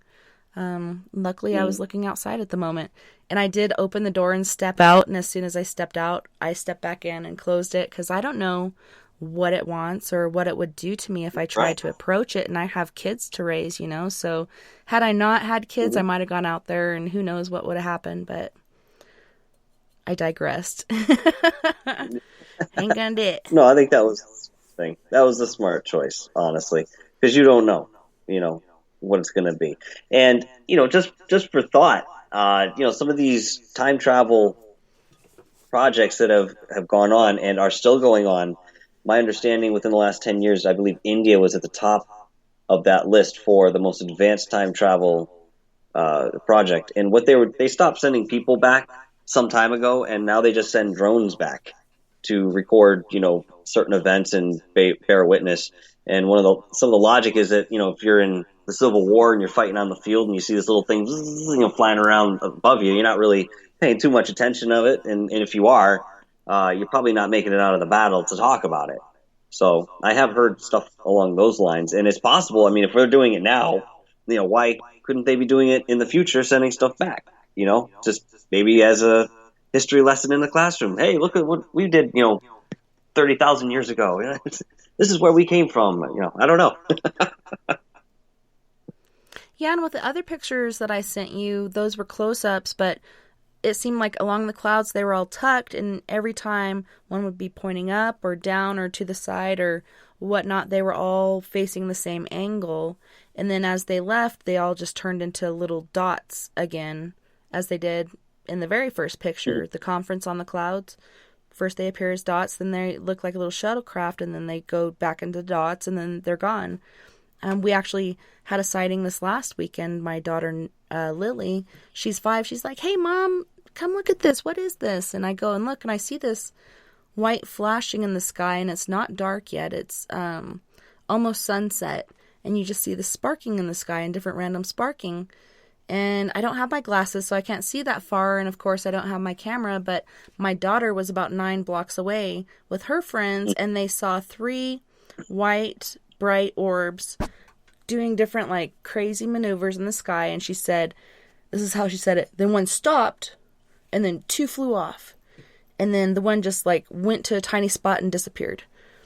So it was just intriguing that, like, we both saw it, and, like, for us, it was just one. I don't know what Lily saw. Her sight's better than me, but for them, they saw it, like, basically right above them. That's incredible. That's incredible. I mean, usually when I start looking into UFOs and ET phenomenon, I'm always looking for sacred geometry first, because I do believe that these crafts are powered by sacred geometry most of the time. I don't think every civilization is doing the same thing, because some of them have technology that's more advanced on the left brain side of things. But there are plenty of entities using Merkaba meditations and practices that allow them to create what looks like a spaceship, but it's actually an extended part of themselves, and they're using that Merkaba. Now, one of the things I've also heard is that when you look at the flight patterns, now I can't tell you where I got this bit of information from, I just remember hearing it. In terms of the sacred geometry, when you're going to switch dimensions, you need to make a 90-degree turn. And there's a lot of evidence if you start actually working with the shapes and stuff like that. In terms of the Merkaba meditation, you'll find, the way you direct energy is a lot of times at a 90-degree turn. So they're suggesting that when you see these crafts in the sky and they're being very erratic, and you see one do that 90-degree turn and poof, disappear, it's actually making that maneuver to go into another overtone, and you're witnessing that happen. So I think they're actually kind of like folding time. Zip, zip. In a sense. Yeah, in a sense. You'll somehow get behind the fabric of our reality, of our vibration, which I'm sure is easy enough to transcend once you understand that there are so many vibrations in which you can maneuver within an overtone. I think it's 12 or something like that. It relates to the scales and has a musical quality to it. But that being said, once you understand you can traverse that and you can change your vibration at will, you can pretty much do anything, People always ask, well, how do you explain the vibration of this reality? I mean, if ghosts can walk through walls, why can't I do it? I mean, they're here too, aren't they? Well, the way I look at it is this. It's a very elementary explanation, but I think it's effective. Take your hand, you put it into a wall, and you try to push your hand through the wall. You won't be able to do it, and you'll sit there and say, well, my hand is solid, the wall is solid, so that's the reason. It's just it's solid, that's it. Well, we've also learned that nothing is solid. Everything is in constant vibration, right down to the molecule. So if you were able to somehow encapsulate your arm, raise within that encapsulation your arm to, let's say, the vibration is X, we'll say, raise it X plus 1, your arm's now technically not in this dimension. You probably wouldn't see it, and you could put it right through the wall, no problem. It just would be on 2 different realities vibrationally, but still exists in the same space, which kind of helps explain why people say everything exists in the now. There is no future, no past. We're living every life we ever had right now in this moment. It's hard to wrap your head around when you want to, the mind wants to make something logic from a linear sense, It's just what it wants to do, wants to compartmentalize and make things linear. So it's very intriguing. But I do believe that everything happens for a reason, and sometimes when you're in that situation, it's hard to see the reason until later on, when you're like, aha, that's why that happened, no matter how good or how bad. But yeah, it's very intriguing, the different things that we are dealing with, and people are having an issue with, why isn't the government disclosing this to us? Well, look at how we've reacted to certain situations. A lot of us could handle it. But the majority of us would be running around like chickens with their head cut off, or, crazy ass sheep. Yeah. Like, we cannot handle it as a whole. Like, the small percentage could, but otherwise, yeah, there's no rational sense in having that disclosure. But at the same time, did you notice an upswing in UFO sightings shortly after COVID happened, and they're like, stay inside, so on and so forth, and then people are filming like fleets of UFOs and different things along those lines? Absolutely. I've noticed that, within the past three or 4 months here, the UFO sightings have been through the roof. I had the rare opportunity to speak to Dr. Horace Drew on the subject of crop circles, and he enlightened me that they were putting crop circles out there that had COVID-related messages saying, we understand, I'm summarizing this, we understand that you're going through this period of pain. You guys have the COVID virus. And then in the same message saying, this is the last of that sort of growth. You guys are going to now go into a more lighter existence after this is calmed down and the other things that need to happen. But they feel for us, the ETs at least, or the interdimensional beings that are leaving the crop circles. They're watching us. They're intently doing that. And they have a lot of love for us, these particular species. But they see us. They see what we're going through. And yeah, I've seen an uptick in UFO sightings, and I think there's a big reason for that. We're getting close. And I don't think disclosure is actually going to come from the governments. I think they don't necessarily have a handle, because there's only so much you can control. There is a universal law that states you can't just interfere with a species' evolution just because. You have to have the good reason and place to do it. As you mentioned, things have to happen for a reason. But I think, again, coming from what I'm learning about crop circles and what's being said, I think we're getting close to eventually maybe even seeing contact in our lifetime. And I don't say that lightly. We'd all like to see that. But sorry about my dog. No, that's fine. I got a trained to rival that. Don't worry. I think we're getting close, and it is possible. I mean, I didn't think I'd see half the stuff I've seen in my lifetime. I could never have imagined I would have seen it, but here it is, and it's real, and it's happening. And hey, why not throw some aliens on top of it? Why not? Perfect time. Everybody's loose in their shoes already about everything that's happening. Yeah, just sneak this in real quick. It might not be that much of a shock. You guys are already shell-shocked. Look at them, Right? Yeah, I shared something like that on my Four Corners and We Are Paradox media page with the aliens, and they're like, I'm so nervous, and we're up next. Like, what are we going to do? After all this shit that's been going on, one after the other, then COVID, then what's next? Aliens? Oh, murder hornets? And then I heard a bird flu, and then now I'm hearing swine flu. Like, what's going on? Did somebody let a whole bunch of stuff out of the Wuhan lab down there? I mean, listen, we're not far from Plum Island where I am, where they test a lot of that biological stuff. In fact, in the town that I used to visit growing up in Lyme, Connecticut, that's where my understanding is they first discovered Lyme disease. Somehow it got off that island, and now we had to deal with that. And there were a couple other big diseases that came from places like that. I don't know. Is this intentional? How easy is it for something like that to get out? It's not like the disease, conspires with another germ and like, listen, we're going to break out of here at midnight tonight. It's not, somebody's got to carry the thing out on a person or something. You know what I mean? It has to be an abnormal departure, but there are so many cases of it. What's going on? There's so many purported times that people have accidentally introduced this to the population. How many of them are accidental? I don't know. Yeah, and Montauk Island and Plum Island aren't too far apart, and it's interesting, not only the tick that probably rode on the seagull over to the shore, or who knows what it floated on to get over there, but then, like, that griffin-type looking creature that washed up on the shore, and then not too long ago there was another one similar to it, but slightly different, and that, so far as I know, was less than a year ago that the second one washed up, but I'm not sure. But how many different diseases come from these different labs, and is it intentional, or was it like, oops, I pressed the wrong button and all these different things got out? That's the question. That's the question. I think, given the scope of how many of these cases you see, I think that, there are definitely elements of, doing this intentionally. And, that just brings up the bigger question of why is that happening? Who's behind that? Is it the population control? Probably. Yeah, I mean, that's what I'm thinking. Georgia Guidestones, we're way past that number, so. Oh, yeah. No, but it's interesting, you bring up the, gargoyle-looking or griffin-esque-looking creature. The first time I think they called it a raccoon. I don't know what they call it this time.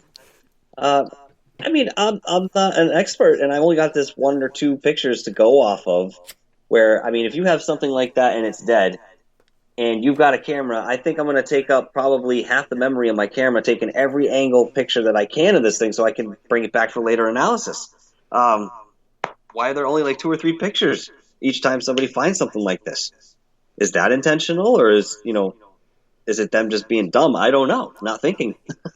I mean, especially if it's right there in front of you and you've got the time to actually look it through. I mean, I don't know. It could have been something that was recognizable. It could have been a raccoon, and then perhaps it had been through some experiments over in Plum Island and somehow been released or gotten out, and obviously had met its fate the way that it did and washed up on shore. We don't really know. We just need more investigation into this, and I think a lot of times when people find stuff like that on the beach, they only have it for a limited time because there are other people who come in and take care of it rather quickly.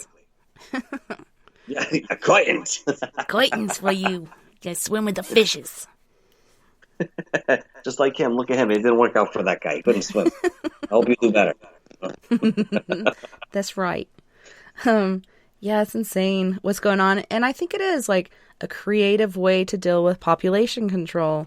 I mean, look at this COVID. It's attacking people with heart issues, older people, immune system deficiencies. That's why I worry. My 16-year-old has an immune system deficiency because she had whooping cough, aka pertussis, as a baby, and she almost died. Another kid by the same name of her died during that same time, so I feel very lucky, but it's very scary. Like, anything that comes along, not only does she catch it, but she gets it like 10 times worse. So I'm just like, whatever I can do, and people can call me paranoid if they want to, but it's worth it to me to protect my child.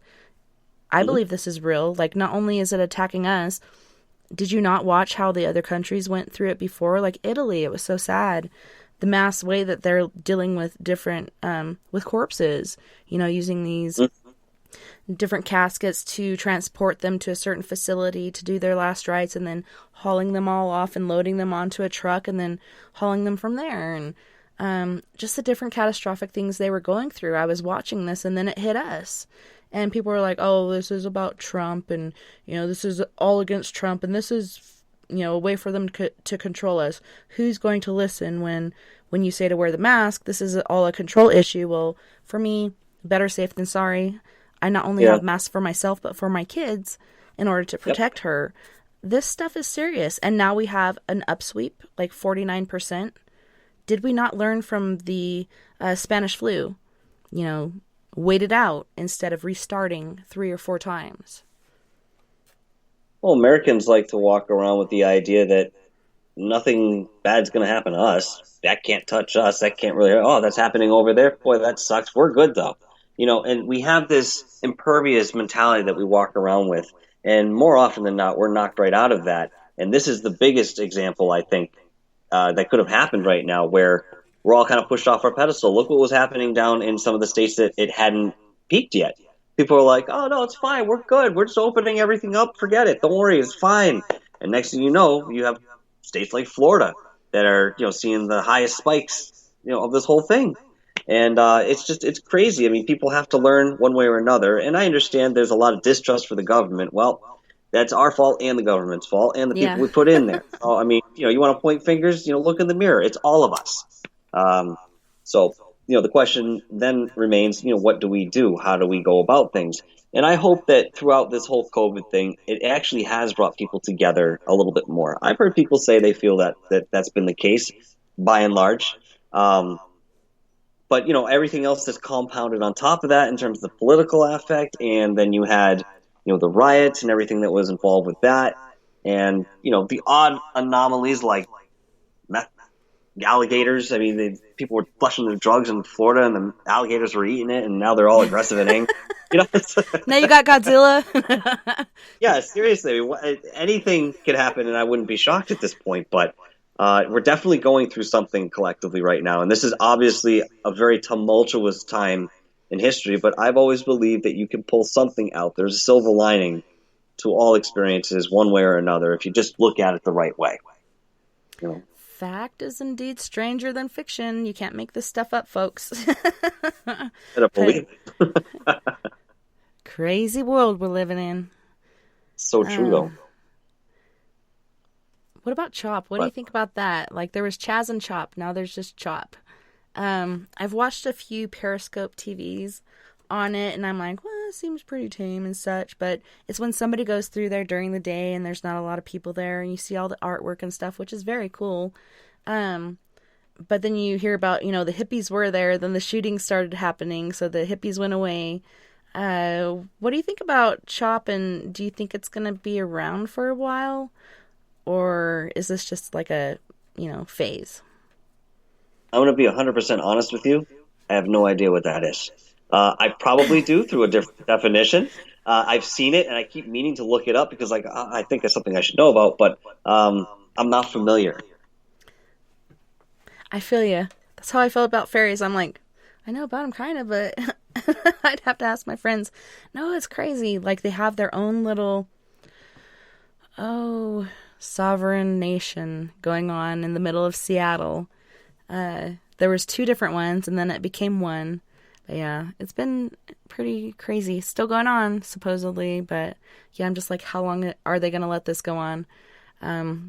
It'd be interesting to see. I don't know. Humans are interesting things. Pretty scary, though. Oh, yes. They scare me. And yet we get to be one. You know what I mean? It's catch-22, really. Yes. Murphy's Law. Life is... Yeah, well, that's that too. But yeah, no, we'll see where things go. We'll see what happens next. Everything is so unsettled. For sure. It does have to settle sometime, though. Everything's got to come down. Yeah. Well, filtering back to the paranormal and getting off of this crazy shenanigans going on in our world, what is another encounter you've had with the other side? So, I have a very strong intuition for whatever reason, and I may have mentioned this to you in the last show. I don't recall, and if I did, I don't think I went too much into detail about it. When somebody passes away, especially somebody that I knew or family member, they show up within sometimes hours of passing away or a day or two later. They'll literally show up in my consciousness, and I could be doing something on the computer, messing around, and all of a sudden I'll feel it first, and in my mind's eye I'll see who it is.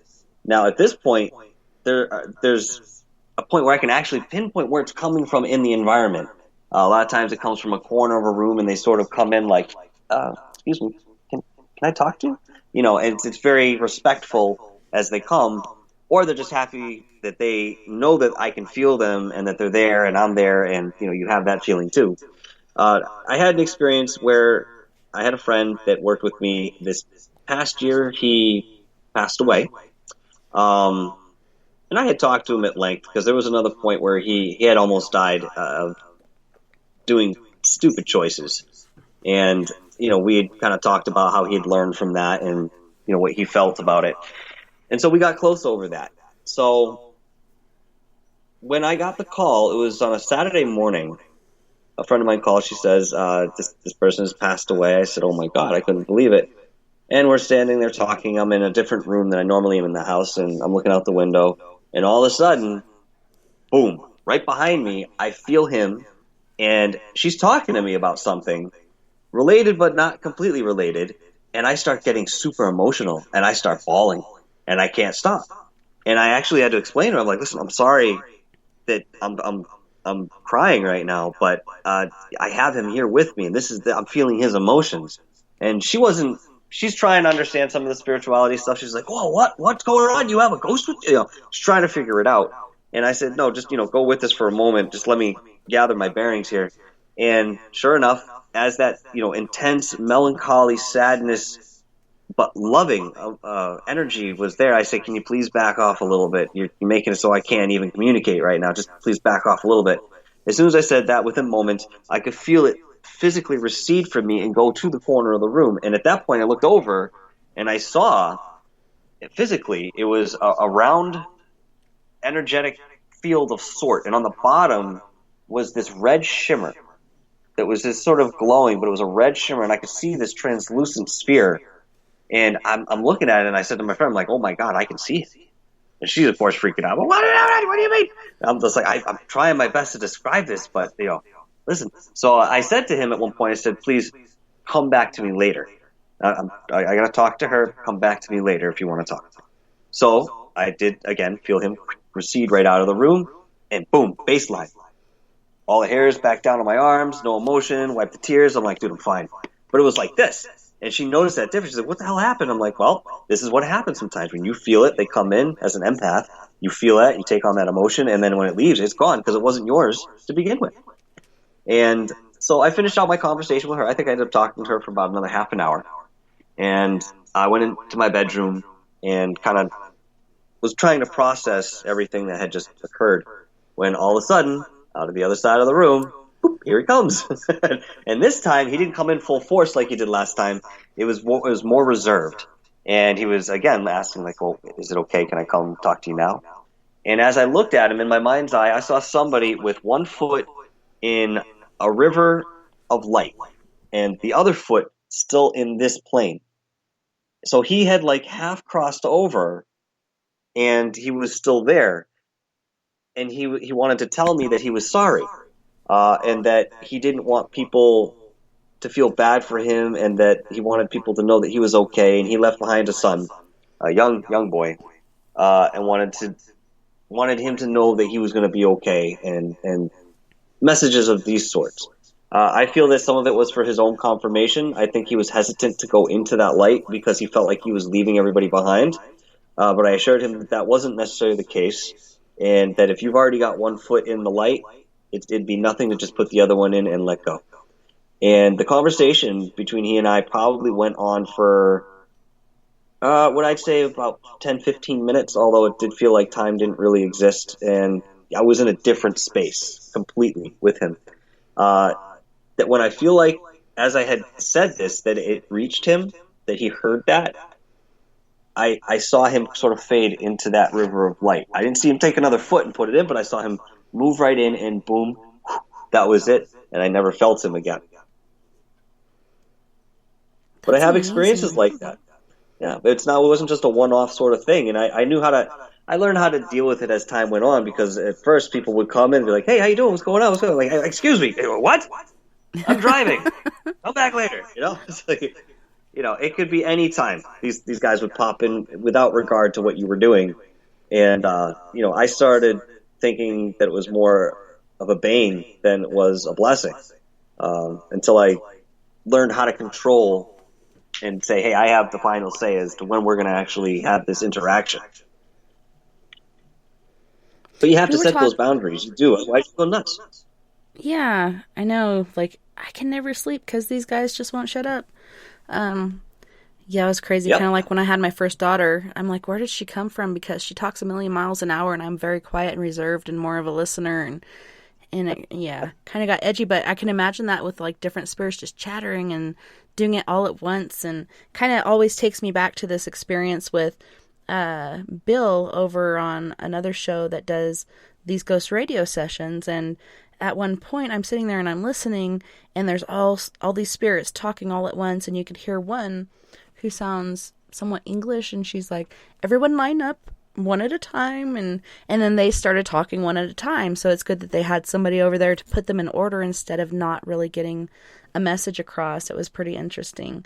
But we were talking on your show the other day about the spirit realm and how it's easiest for them to come over in the dream realm. And it was funny, a few days later, I actually saw my dad again, and this time, instead of appearing, yeah, it was crazy. And it was such a crazy experience, like so much stuff going on in my dream at that time. And I remember him leaning in, and instead of looking like his age when he passed away, he looked like he was in his 20s, maybe early 30s. And he was leaning in, he's smiling at me, and he was telling me something, but I couldn't hear because I think it was my kids and some other stuff going on. You know how everybody's talking at once. But he was smiling this time instead of just looking at me and holding his shillelagh and stuff. I don't know. I think there was a good message there, and it was good to see his smiling face. So that was really awesome. Sometimes that's all it takes, is to see them smiling and you feel their energy again. It's healing. And that's really cool that you had that, only a few days after we spoke, or what it was. It's more, what's the word I'm looking for? Conviction for what we're experiencing here. I've noticed in my experiences with people and animals coming into dreams, I'll be having a regular old dream, and all of a sudden I'll notice, hey, you're still alive? Oh, yeah, you are. Oh, okay, cool. How's it going? Like, there's that initial shock. Like, I see him, I'm like, I thought you died. No. Oh. Okay, what's going on? You know what I mean? Because they're right there. Yeah. And they're very clear, too. A lot of times, the rest of the dream will kind of fall in the back, and, I can see every detail of their face perfectly. I can see the shimmer in their eyes. It happens with animals, too. I've had many dogs growing up, and I have 2 or 3 of them that always come into dreams at random times, and they're with me too. I mean, I have cats with me too, which I don't understand, because I like cats. They're fun, but they're more something you buy to go with the rest of the decorations in your house. You know what I mean? Whereas a dog, exactly. So that being said, apparently I have cats from other lives that have stuck around with me and decided to stay on the spirit side in this life and hang out. So. It's interesting that you said that. We're going to go to our music break, but first I want to go to our Periscope chat room, and Timothy is asking, how do ghosts walk on floors? I don't think we're in the same, though we're in the same space, we're not in the same vibration. So when you're seeing a ghost on any level, it's not reflective of the environment that you're actually experiencing at that moment, I don't think. For a spirit, I've heard that sometimes the floor where it is for you and I, it might be 3 feet above this physical plane. For them, they're walking on the floor, and they think they're walking on the floor, but somehow that there's, with the discrepancy between vibrations, it's not exactly looking congruous to us. So that would be my best explanation for that. Yeah, and Timothy, I think you missed it, but we were talking about that earlier, my first full apparition experience, and how she was 2 inches off the floor, but you could still hear her footsteps. And she also burnt prints into the floor during my sister's experience. Like, how do they do that? There's so many questions out there that we're trying to answer, but, I don't think we'll really know till we're over there. But there's little peeks, little glimpses. That's pretty intriguing. But, it gives me hope, inspiration that there is something other than, rotting in the ground and being eaten by bugs. Our energy carries on. If we knew everything, then we wouldn't be doing what we're doing now. That's right. We had all the answers. We wouldn't be discovering, and it's fun to discover stuff. So on this musical break, we have Mr. Fireline Kiss, who's an on-the-road trucker, and he's going to be singing Angel. Then we have Cockroach from the UK with We Play House, as well as Mr. Britt Casey from Boston, Massachusetts with Mr. Cellman, kind of like a remake of Mr. Telephone Man. We'll be right back right after this musical break.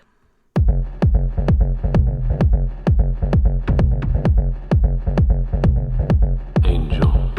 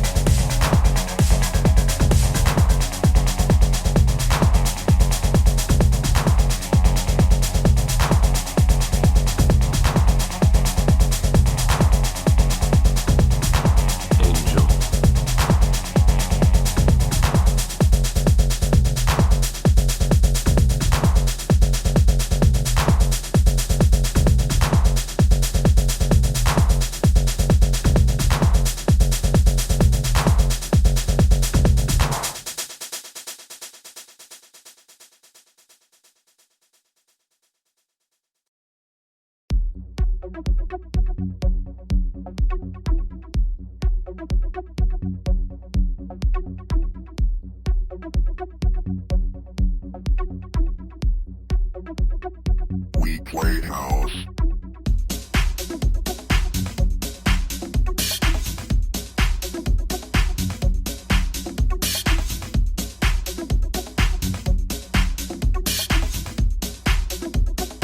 We play house.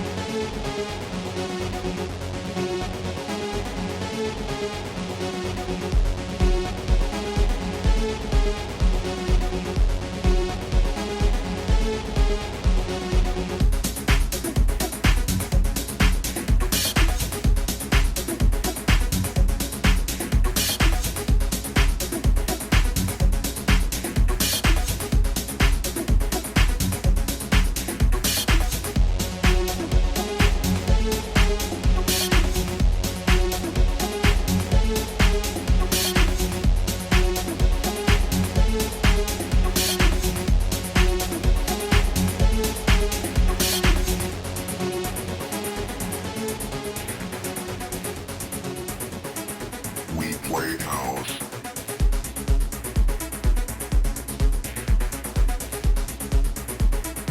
We play house.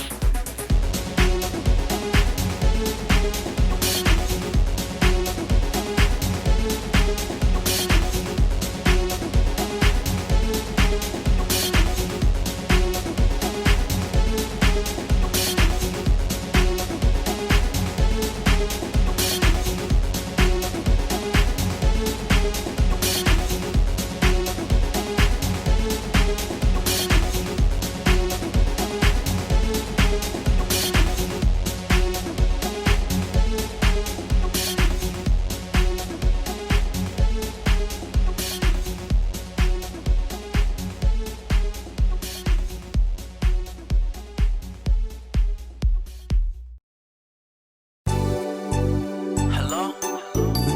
I'm trying to call my baby, but it's poor reception, cause she ain't picking up.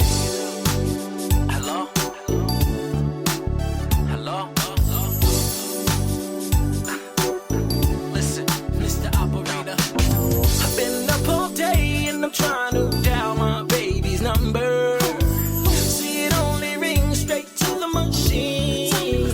617. Now I know something must be wrong with this cell phone, cause my baby knows she wouldn't hang up on me. So tell me what's going on. I see most of the time phone only ring twice. How you doing, boo? Cool, how's your date? Nice. Now she ain't picking up, plus a text her. Put it to your plane, she's the one to get next to. It's not just the way, it's all day with affection. I'm hoping this detection is poor reception. Straight to the machine, mean it's like clicking my call, get connected quick. I'm saying, Hey, Mr. Cellular Phone Man, I see there's something wrong with my line. I try to dial my baby's number, but get click every time. Mr. Cellular Phone Man, I see there's something wrong with my line. I try to dial my baby's number, but get click every why she time. ain't picking up, yo? I see the phone rings quite a few times before any answer. And I know she's home, well at least till 3. And I know she's home. Now I don't mean to be any bother operator, but could you just check and connect this call for me? Cause I know she's on. Now see, the first time I call, I'm like, maybe she working. And the second time I call, I'm like, little bit hurting. But the third time I call, I'm like, going berserk. And now half a day gone, can't get her on the horn. Usually in the morning, maybe it's something wrong. I mean, she wouldn't take this long to call back. See, we tight like that, she's supposed to be mine. So could you please try it one more time? Hey, Mr. Cellular Phone Man, I see there's something wrong with my line. I try to dial my baby's number, but get click every time. Mr. Cellular Phone Man, I see there's something wrong with my line. I try to dial my baby's number, but get click every Why she time. ain't picking up,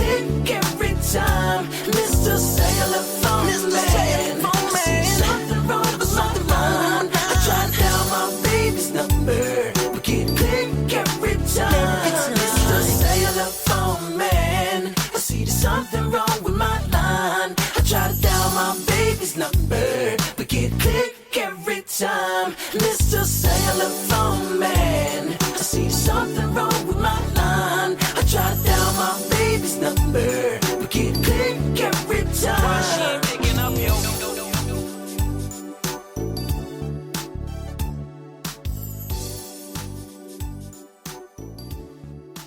Why she ain't picking up, yo? What up? Welcome back to We Are Paradox Media's Late Night in the Rockies.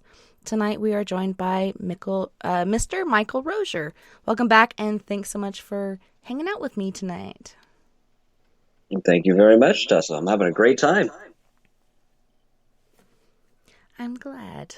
I'm glad you're not bored to tears. But we have a lot of good friends in the chat rooms. It's pretty cool. So if you guys have any questions, make sure you put it in caps so we can decipher between that and the very awesome discussions going on over here. Absolutely. Well, where would you like to go from here during our last hour? So I'll just add one more experience that was similar to the one I had just shared, where my friend had come to me after he passed away. Now this one's similar, but it's a little different. I've had two experiences that were like this. So I came down to visit my parents a couple weeks ago, and the cottage that's next door is always rented. There's people there 1 or 2 weeks, and they have fun and do their thing. So I get down here, and there's a guy. He's hanging off the deck drinking a beer. He's like, "Hey, what's going on, man?" Like yelling at me down to the beach, and I'm like, "Oh, hey, what's up, buddy?" It's not unusual to have people be friendly here, so I'm playing back. He's like, "Hey, if you want to come up, hang out, chat, have a beer, come on up. You see us out here? Come on over." I'm like, "Oh, okay, cool, whatever." And I'm half thinking in my head, "Well, that's a little weird. I just met the guy, and he's like, 'Come on over, have a beer, and we'll sit and talk.'" I'm like, "Oh, whatever." So, I went about the rest of the day, and I saw him the next day, and he's like, "Hey, how's it going, man?" I'm like, "Oh, hey, how's it going, buddy?" So it was weird because I felt like I had this friendship with the guy already, and I literally hadn't even talked to him. So later that day, I decided to walk over, and he had a couple people over, and we started talking. He was a very warm-hearted, friendly dude, had a couple kids, so we bonded over the parent thing and what have you.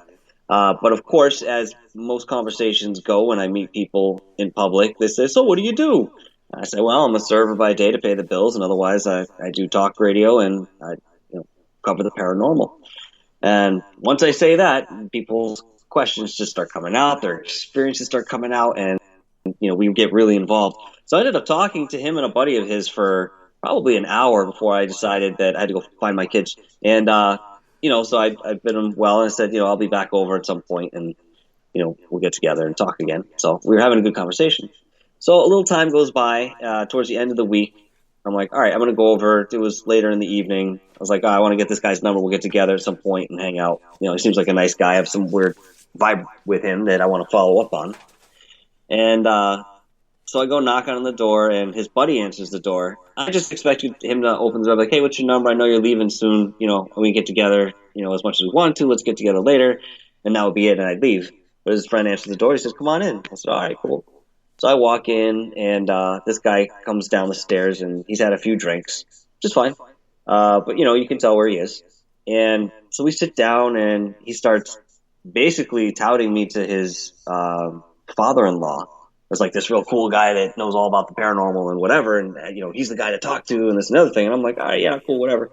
So I'm sitting there, and so this guy starts talking about how he lost his father when he was younger. He was a police officer. I think he was killed in the line of duty, and so he essentially grew up without a father. Now, the reason I mentioned that he had had a couple drinks is because his emotions were very much on the surface, but I believe that was very out of character for him. And given the reactions of the people in the room to what came next, I think that was true. So we start talking, and I let him start pouring himself out a little bit. For whatever reason, he feels really comfortable talking to me, and he's trying to explain it away as he's talking to me. Like, "I don't understand why I can talk to you like this, but I feel like I can tell you anything here." And I'm like, "Okay, whatever." And it felt fine, wasn't uncomfortable or anything. So he continues on, and as he's talking, all of a sudden, right behind me, poof, all the hairs on my arm stand straight up, and I can feel his father. And I'm like, shit. All right. Because I didn't want it to go this direction. Yeah, I just, I didn't want it to go this direction. And that's not what I was there. I didn't think that this is what we're doing, but apparently this is what we were doing. So I got a lot of good feelings off of the situation while I was experiencing it. And the guy started feeling it too because he became even more intensely emotional, weeping, sobbing uncontrollably, but trying his best to get a hold of himself, understanding at the same time, and with my encouragement, explaining this is okay. You know what I mean? This is strength. You got to get out these emotions so you can allow the healing to come in, because I could see that was what was happening. He was in the middle of a transformation that he had been holding off because of his own fears and his own anxieties about the experience of growing up without a father and not being able to hug him or touch him again, and how he just wanted to see him. He was getting hung up on these things. It was keeping him from moving forward in a way that helped him understand that his father was always there with him. And that night, I asked his father, I said, go to him, let him feel you. In my mind, I said to him, and sure enough, as soon as I said that to him, the guy says, I can feel him. I can feel him. And I feel like now that I know that he was always around me. And I can't believe this changes everything. He's having this huge revelation. And at this point, he stops being emotional, and everybody else in the room is just like, they didn't know what to do. So I stood up and kind of took charge of bringing him back down and grounding him. I'm a Reiki healer as well, so I asked if I could take that on for a moment, and I got the yes. And so one hand was touching on his shoulder, and I could just feel the energy going right into him. And he did eventually calm down, and just like any other time, stands back going, oh my God, what just happened? I don't cry. I don't get emotional. What was that? Like, just completely spellbound. And we realized that we all had a great experience in that room that night, and something in him healed. And he actually said to the point where, I've wanted to take up something creative for a long time. I wanted to pick up an instrument. I'm going to go and buy a bass guitar. I feel like I can do that now. I just never felt like I could do that before. But for now, for some reason, I feel like I could do that. And he was talking like this. I realized that I was in that place in his life at that moment for that particular reason, because I had no control over it.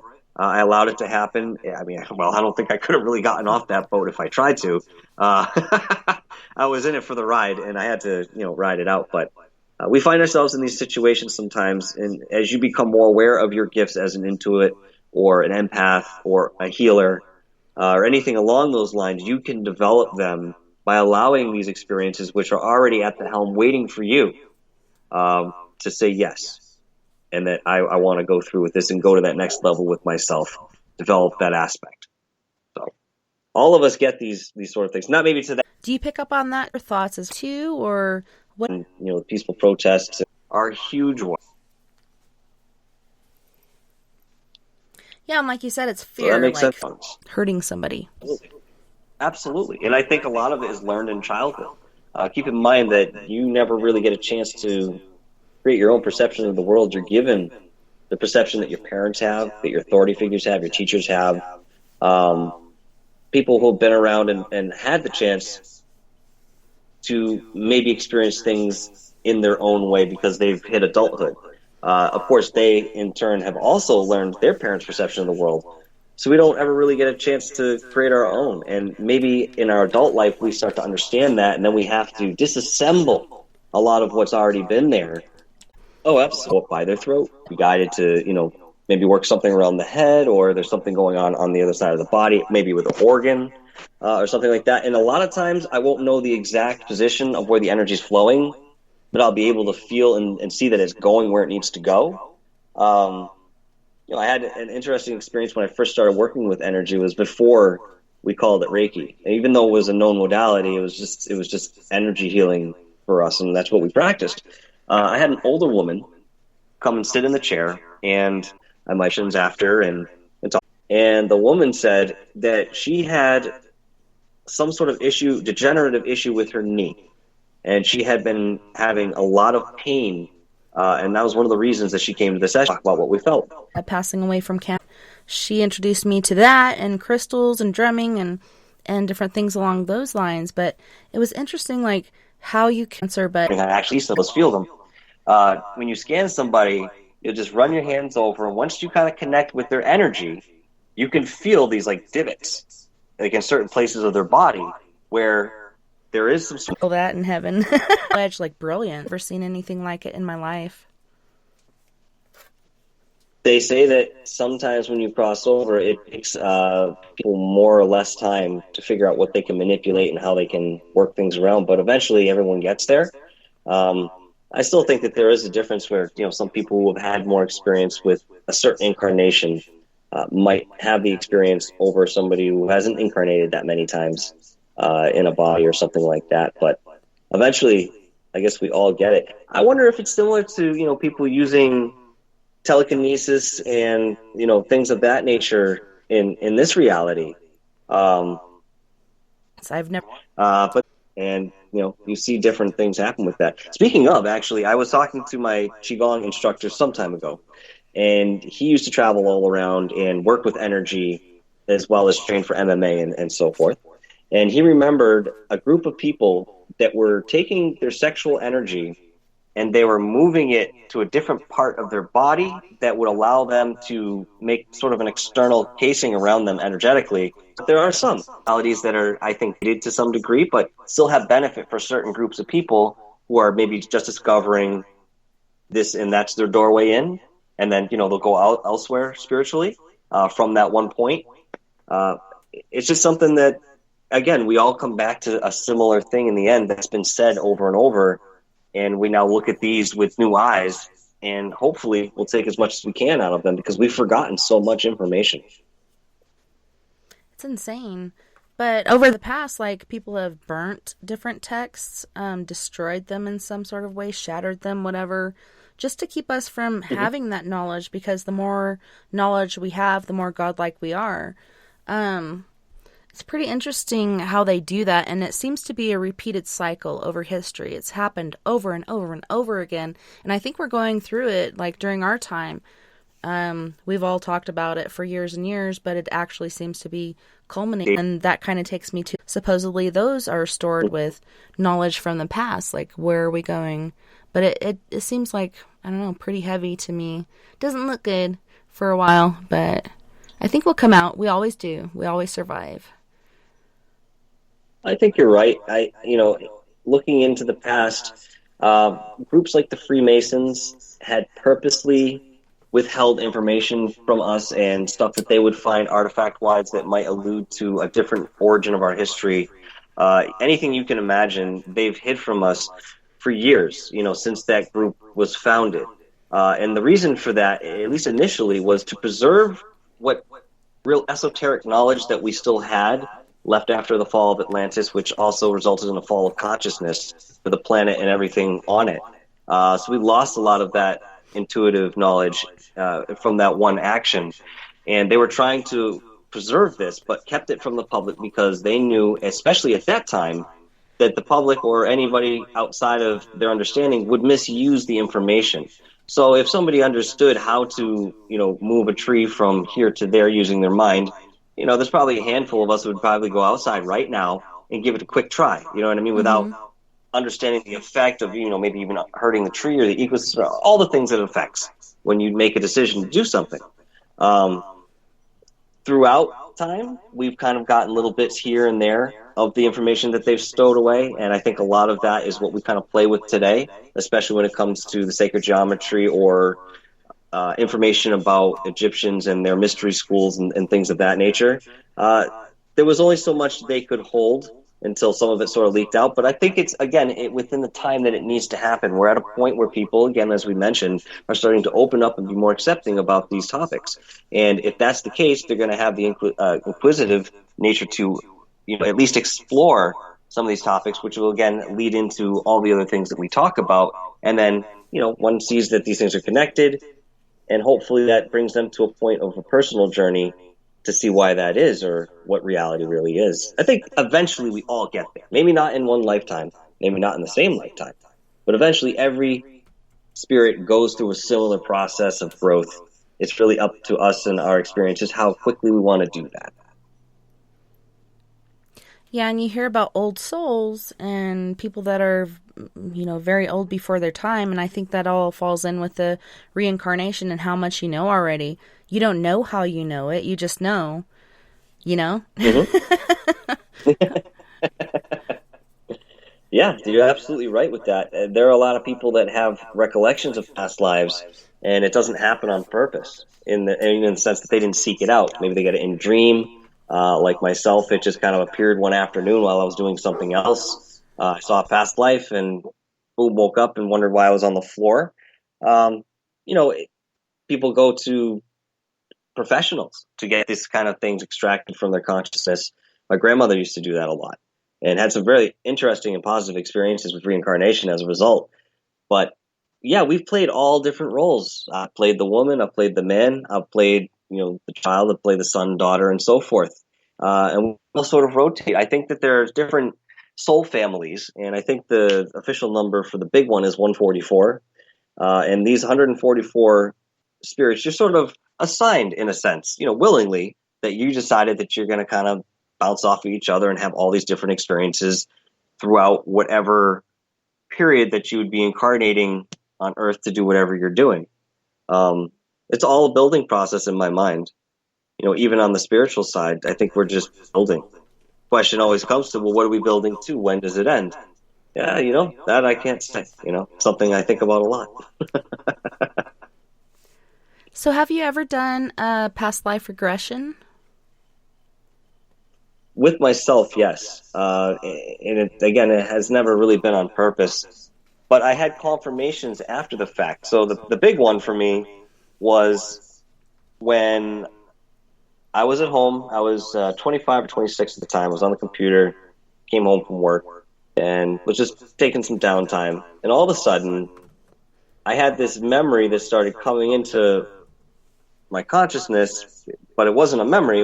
I'd never experienced it, but I had this memory that I was this person in a concentration camp, and I was a musician. And as I started kind of looking at this in my mind's eye, as I'm envisioning it, it starts to become incredibly clear. And all of a sudden, I'm there. But I'm not that person in the respect. I'm like watching the movie. Like, I can't do anything to change anything, but I can feel everything that's happening.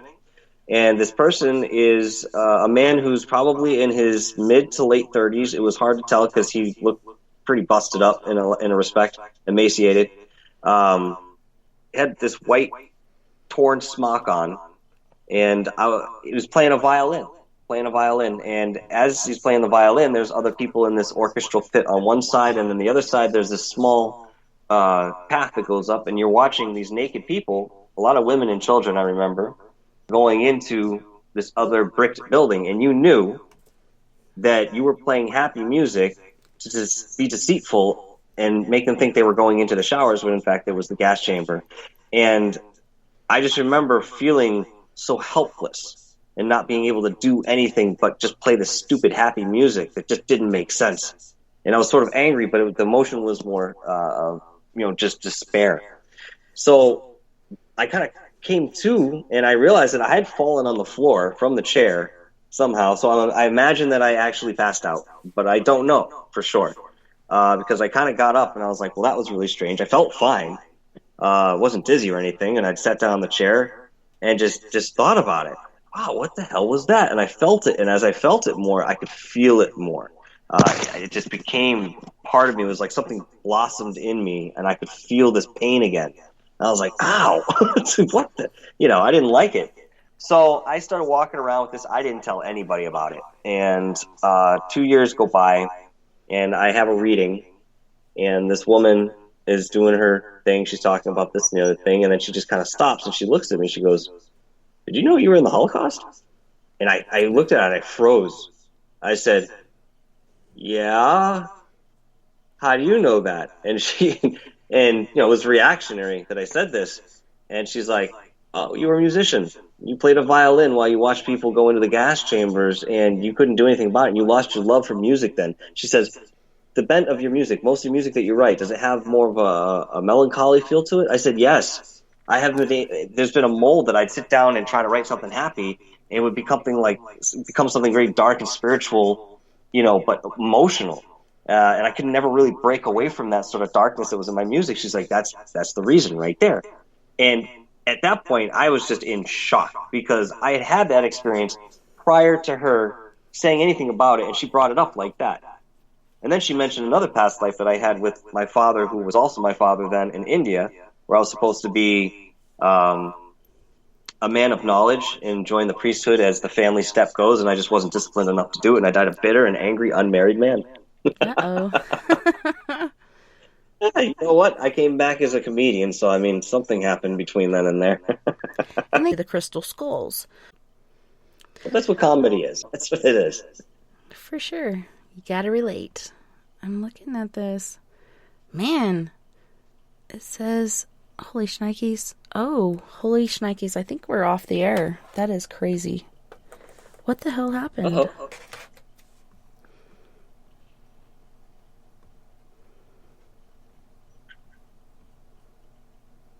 Let me move you up here. Okay, we're back. Weird. Time was frozen for just a moment. It's what happens. It's okay. I'm glad in panic mode I didn't push something I shouldn't have. That is crazy. Okay, so we have about 37 minutes left. But yeah, it's amazing how like trauma and different experiences can lead to comedy. And comedy is very much needed. Like, that's one of the things that I have to have in my daily diet is some comedy or some sort of relief. I don't know. But, you know, I revert back and say, I was raised in the gutter, so I have a sick sense of humor. I think a lot of people can relate to that, but some people don't get it and get offended at times. Oh, sure. You'll find those people too, but that's okay. Can't make everybody happy, you know? Indeed. So through all of your spiritual experiences and dealing with Reiki and everything, what are some key points that you think people should do in this day and age, especially with what we're going through, being locked down, kept from our friends, if you're being good? What can people do? Like meditation, I know, would be a big one, but that's hard for some people. Like how do you go about that? Mm-hmm. My thought would be this. I mean, in a time where you're locked down, you know, possibly with loved ones, possibly by yourself, your world has stopped. Everything you've known, for a lot of us, just ceased to exist for a moment at least. It's a nice time to start taking reflection and love yourself. You can't do anything if you don't love yourself first. And I know it sounds cliche, but there's a reason it's cliche. This is something that a lot of people are learning to do right now. And, you know, in having extra time to do something like that with yourself, where everything else is sort of off the shelf and your consciousness can be cleared of other responsibilities, again, not for everybody, but for some, you know, taking that moment to get involved with yourself and think about something that maybe, you know. I can relate to that. I've hugged a tree before, and it was actually pretty nice. So true. And I was like... Yeah, it was a long time I couldn't wear watches or anything electronic like that on my body. It would either break day or something would be fine, be that particular error again. So I can't say I directly experienced it and I can convey that now, but I think that there probably was some influence there. So we talked before about Ouija boards. Can you tell our listeners about your Ouija board experience? Yeah, sure. Oh, the Ouija board. Man, this is always a good one. All right, so, you know, the Ouija board is a window, as we've all kind of concluded here. And I learned when I was younger that, you know, in order to use something like that, it would be better to create your own. You're putting your own energy into it. And, you know, therefore you're safer about what you're contacting vibrationally. There's a protection there. I said, okay, all right. So I went and I got the little pieces of paper out and I wrote the letters and yes and no and put it all down on the table. I got a brandy glass of sort. It was a snifter glass, a heavy one.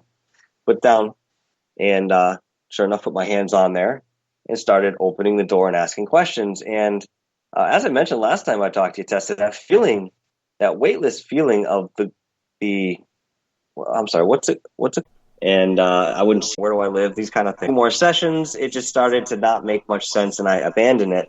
And I never had any problems. I did make sure to shut the door on the way out. A lot of people don't, and that's where they run into problems. You can even make one of these yourself, and if you don't shut the door, you're still leaving a door open.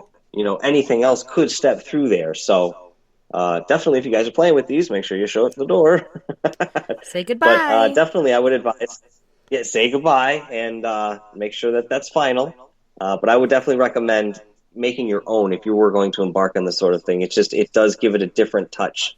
Although I have heard people had different experiences with that too, but that was mine. Yeah, I've seen a lot of What very about you? unique Things? And then with a few, a good time, and I'm on to the corner of the bed and watching, and they're like, hey, you want to get on here and try it? And I'm like, I don't know. Watch them for a little while longer, and they ask me again. I'm like, okay, I'll try. So I get on there, and I ask, can I talk to my mom? She died when I was 5, almost 6, so I'd like to talk to her on this side. And it told me no. So I was like, fuck you. I'm going to go take a shower, and I'll come back. If I feel like it, I'll try again. And I come back. Nobody's there. The Ouija board's on my rack. So I put my stuff away, tempted, walking around it, doing a couple laps, and then I get on it, and I swear to God, this thing, like you said, like a hoverboard, just took off, and it's going around, spelling my siblings' names, telling me to tell them and my dad, everything's okay, she's okay, everything's going to be okay. And then we get into different discussions, like, what's it like over there? And she said she can be anywhere she wants, anytime she wants, kind of like that omnipresent sort of thing going on. And I asked her if she's with me, and she said she's always with me. So again, with the omnipresence, like your energy can be many places at once. I do feel her around me a lot, but not all the time, but I do a lot. So I do think she comes around. And like I said, my dad came to me in a dream just a couple days ago and looking younger and smiling. So I think he's learned some things on the other side. I think it's some sort of thing where you transgress back to the point where you're a baby again and you become a baby. I don't know how it works, but it's pretty interesting how, everybody assumes when you die, you go to heaven or hell. I don't think Judgment Day has happened yet. It's not called Judgment Days. I think it's a day where, quick as lightning, everybody gets their judgment, and then you go to one place or another. That's the only way I can figure people are still here, unless they're stuck or other things going on. But if you're not, and you're just freely going from place to place, I don't know, free agency and free will, it's pretty intriguing. Oh, absolutely. As I mentioned, I really do believe that it's up to us when we move on in any way. I mean, even in life, it's really up to you when you decide to move on from something positive or negative that's going on. So I don't see why it wouldn't be the same in the spirit world in that respect. It's really interesting. And, you get people who channel, and you'll talk to some of these people, and they'll say that the messages that they get is that it's like having a big party up there. You get into whatever frequency, and you see friends and family members that have passed on and people from past lives, and you guys are all hanging out and you're just having a great time. There was one channeler that was online.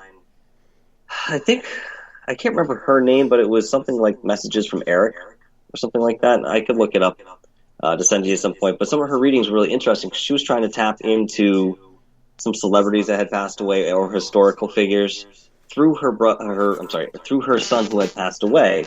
And her son would, in these readings, just bring somebody up. For example, there was a reading that he brought over Kurt Cobain. And she was like, oh, wow, Nirvana? And he answered yes. She's like, well, what are you doing? What's going on? He's like, well, I'm in a place that I'm playing my music and people really enjoy what I'm doing. And she's like, oh, well, so you still play music over there? And he goes, oh, yeah, we still put on shows and concerts. So there must be some sort of imagination that's collectively happening, amongst different spirits in their experiences that's creating something cohesive. Wherein maybe they are having some sort of party, and maybe they do eat food in sort of a symbolic way. I understand that many years ago, when we were in different forms and we were more connected with prana, we didn't have to eat food to survive. We ate it for pleasure. If you decided that you wanted to eat an apple, you would just eat an apple because you felt like eating an apple, not because you were hungry. Is So, prana, I mean, maybe there's sorry that. to interrupt you, but is prana similar to mana? Is it like another version? I'm not sure, to be honest with you. The way that I'm using the description is it's that life force energy that connects in your dantian, right below your belly button. And people who practice meditation are able to sometimes breathe in and connect from the top and the bottom, that life force energy prana, and they'll actually get something out of that, and they'll be able to sleep less and eat less. You find that with some people. My I think people. even No, with I'm just sun kidding. gaze, maybe, I think sun gazers were experiencing that. I'm not sure how hard the science is on sun gazing, but I know that there are some people who have been relatively successful at that lifestyle, and they claim that just bringing in that prana that way that they do through their eyes, it satiates them enough that they change their diet and their sleep habits, and they feel better. That's It's a little extreme for interesting. me, but yeah, it's out there. It's still there. Sounds like one of the better diets, other than what comes out all the time. Might be a little more healthy than keto or something like that. I'm not Yeah. sure, but these guys don't really eat much. Of what they eat, it's very light, and they'll sleep for 2-3 hours a night and feel rested and be able to function the next day and do all the activities they want to. So maybe some of them are onto something, but again, it's just not obviously something for everyone, I don't think. Yeah, I don't know if you've heard about the family that has the gene where they go through this sleep deprivation to the point where they die from it. But, it kind of reminds me of that. But at the same time, like what I go through, like I don't eat a lot and I don't sleep a lot, but I seem to do just fine. It's really weird. I don't practice prana, but maybe some of us are naturally just subject to certain things.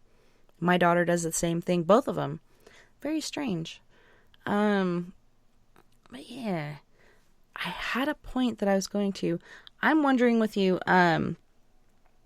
shadow people and sleep paralysis, when I was talking about the Ouija board and we were talking about sleep paralysis and then out of body experiences. And I was recollecting, oh yeah, when I was having this dream during my nap time, it was like you were saying and I was saying during my second out of body experience, feeling extremely drunk, where you have to lean against things and whatnot to get around. And I went into the head and it looked different. And there was these guys in there that were redoing it. And I'm going along the wall and then along the sinks. And of course I'm in the military and I'm single. So I'm flirting with these guys while leaning on the sink. But then I'm holding. So these higher entities, in the respect that, they're just ancient negative beings, would, at any point in a dream, all of a sudden I could find myself not being able to breathe and not being able to move. And as I mentioned to you before, in the last time we spoke, I'm claustrophobic level, and then bringing you back up, being like, hey, don't mess with me, kind of thing. That was always used in that way. Yeah. Butterfucker, what the It's hell? never Let go. been kind of Person that I was communicating with telepathy. And that thing really freaked me out. Not only did I see it, but my husband saw it, luckily, and saved me from it, I think.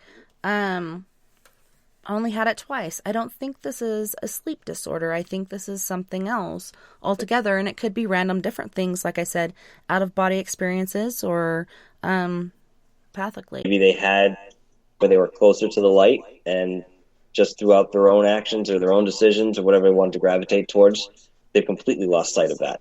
And then you get this duality again. But you also keep in mind as you go through these different dimensions. So, for example, the time When he appeared to I've never experienced him, but my son first told me about his experience right in front of this door here in my studio. He saw a tall man wearing my family a satanic Bible and it's everywhere.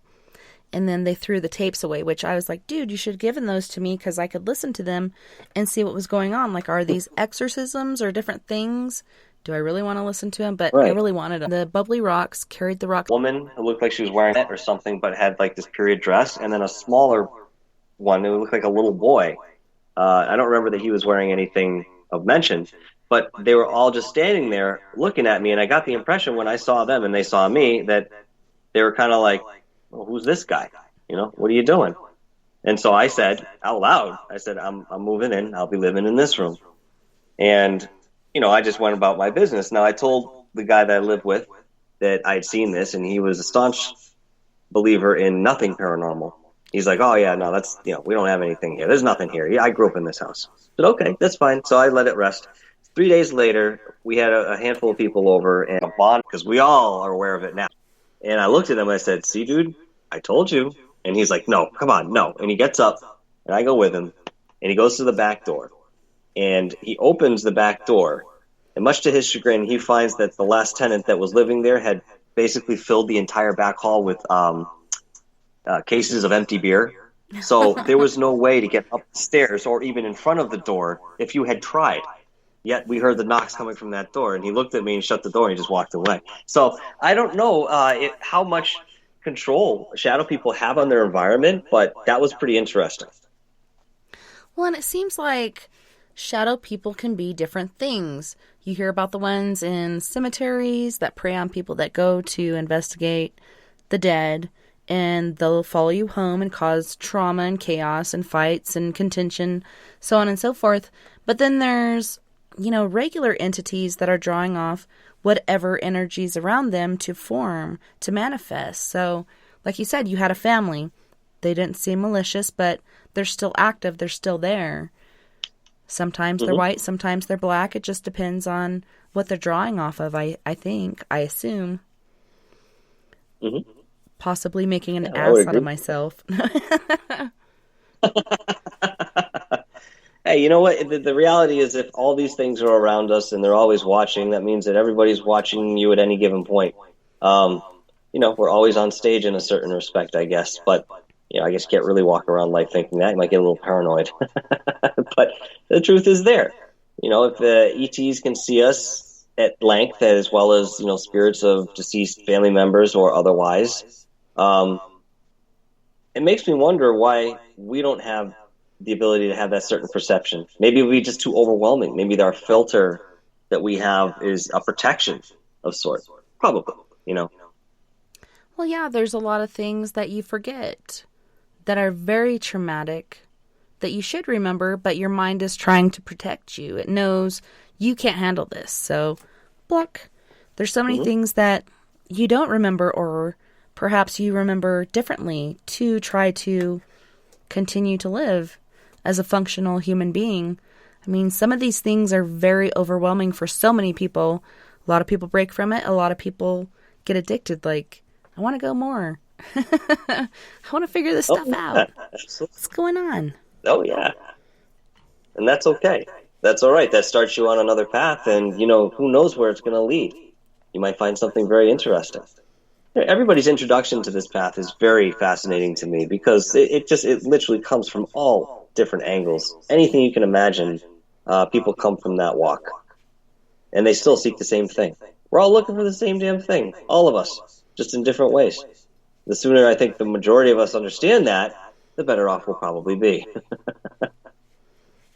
Yeah, I'm just kind of internally laughing, because happiness, and it reminds me of the more modern day Beverly Hillbillies movie, where she tries to be French and she says, happiness is hard to find. And he's like, excuse me? And she's like, happiness is hard to find. He's like, what? Yeah, she's saying happiness is hard to find. And that's what people strive for, is happiness and well-being. Like, everybody wants to be happy. There's so many different things that we have to learn and know in order to get there. But starting within yourself first is most important, because if you can't make yourself happy, ain't nobody else can do it. So that's a very important step to take. The sooner that people understand that concept, and it's a very simple one, because guess what? You don't need anybody else to start it. You got yourself. And that also tends to be one of the scariest things to face sometimes. It's right? yourself. We all have to do it. And you know what? You might as well try to have fun doing it, because you got to do it either way. So, that's the way I look at it.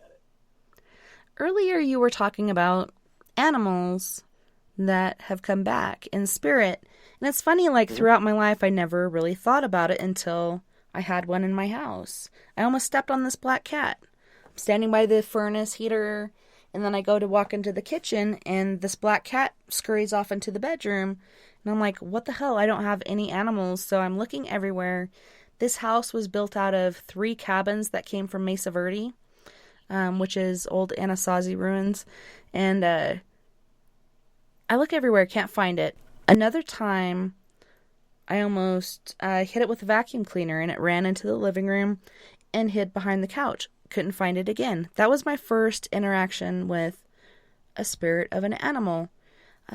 Later in life, I realized even trees, like I can see auras of trees and different plants and stuff. Like everything, I believe, has a spirit and can manifest as so. Oh, absolutely. And that's why when people start talking about the difference between LSD and, let's say, magic mushrooms, I say they are vastly different. And the biggest difference is that the mushroom has a spirit to it. The other is a chemical that it's manufactured, which is fine. It's still, something that's congruous with us, but it doesn't have the spirit that the mushroom or, perhaps peyote or something like that has, ayahuasca even. That spirit is a teacher. And believe me, if you get close enough to that teacher, it will teach you what it needs to teach you, and it will let you know whether it likes you or it doesn't in a certain way. But either way, you learn something deep most times from those experiences. But, these plants do have a spiritual energy about them, and, whether there's a collective consciousness amongst, certain species of plants, I don't know. I have heard that, especially in the way of maybe fish or birds, which would sort of explain that. I mean, there's probably another explanation for that, that plume of birds you see just kind of float and pillow around the skies. But it looks like they're all communicating with each other because they're all keeping within the formation as they sort of dart what appears to be randomly about the sky. That could be an oversoul of sort. I don't know. But I've heard that is the case.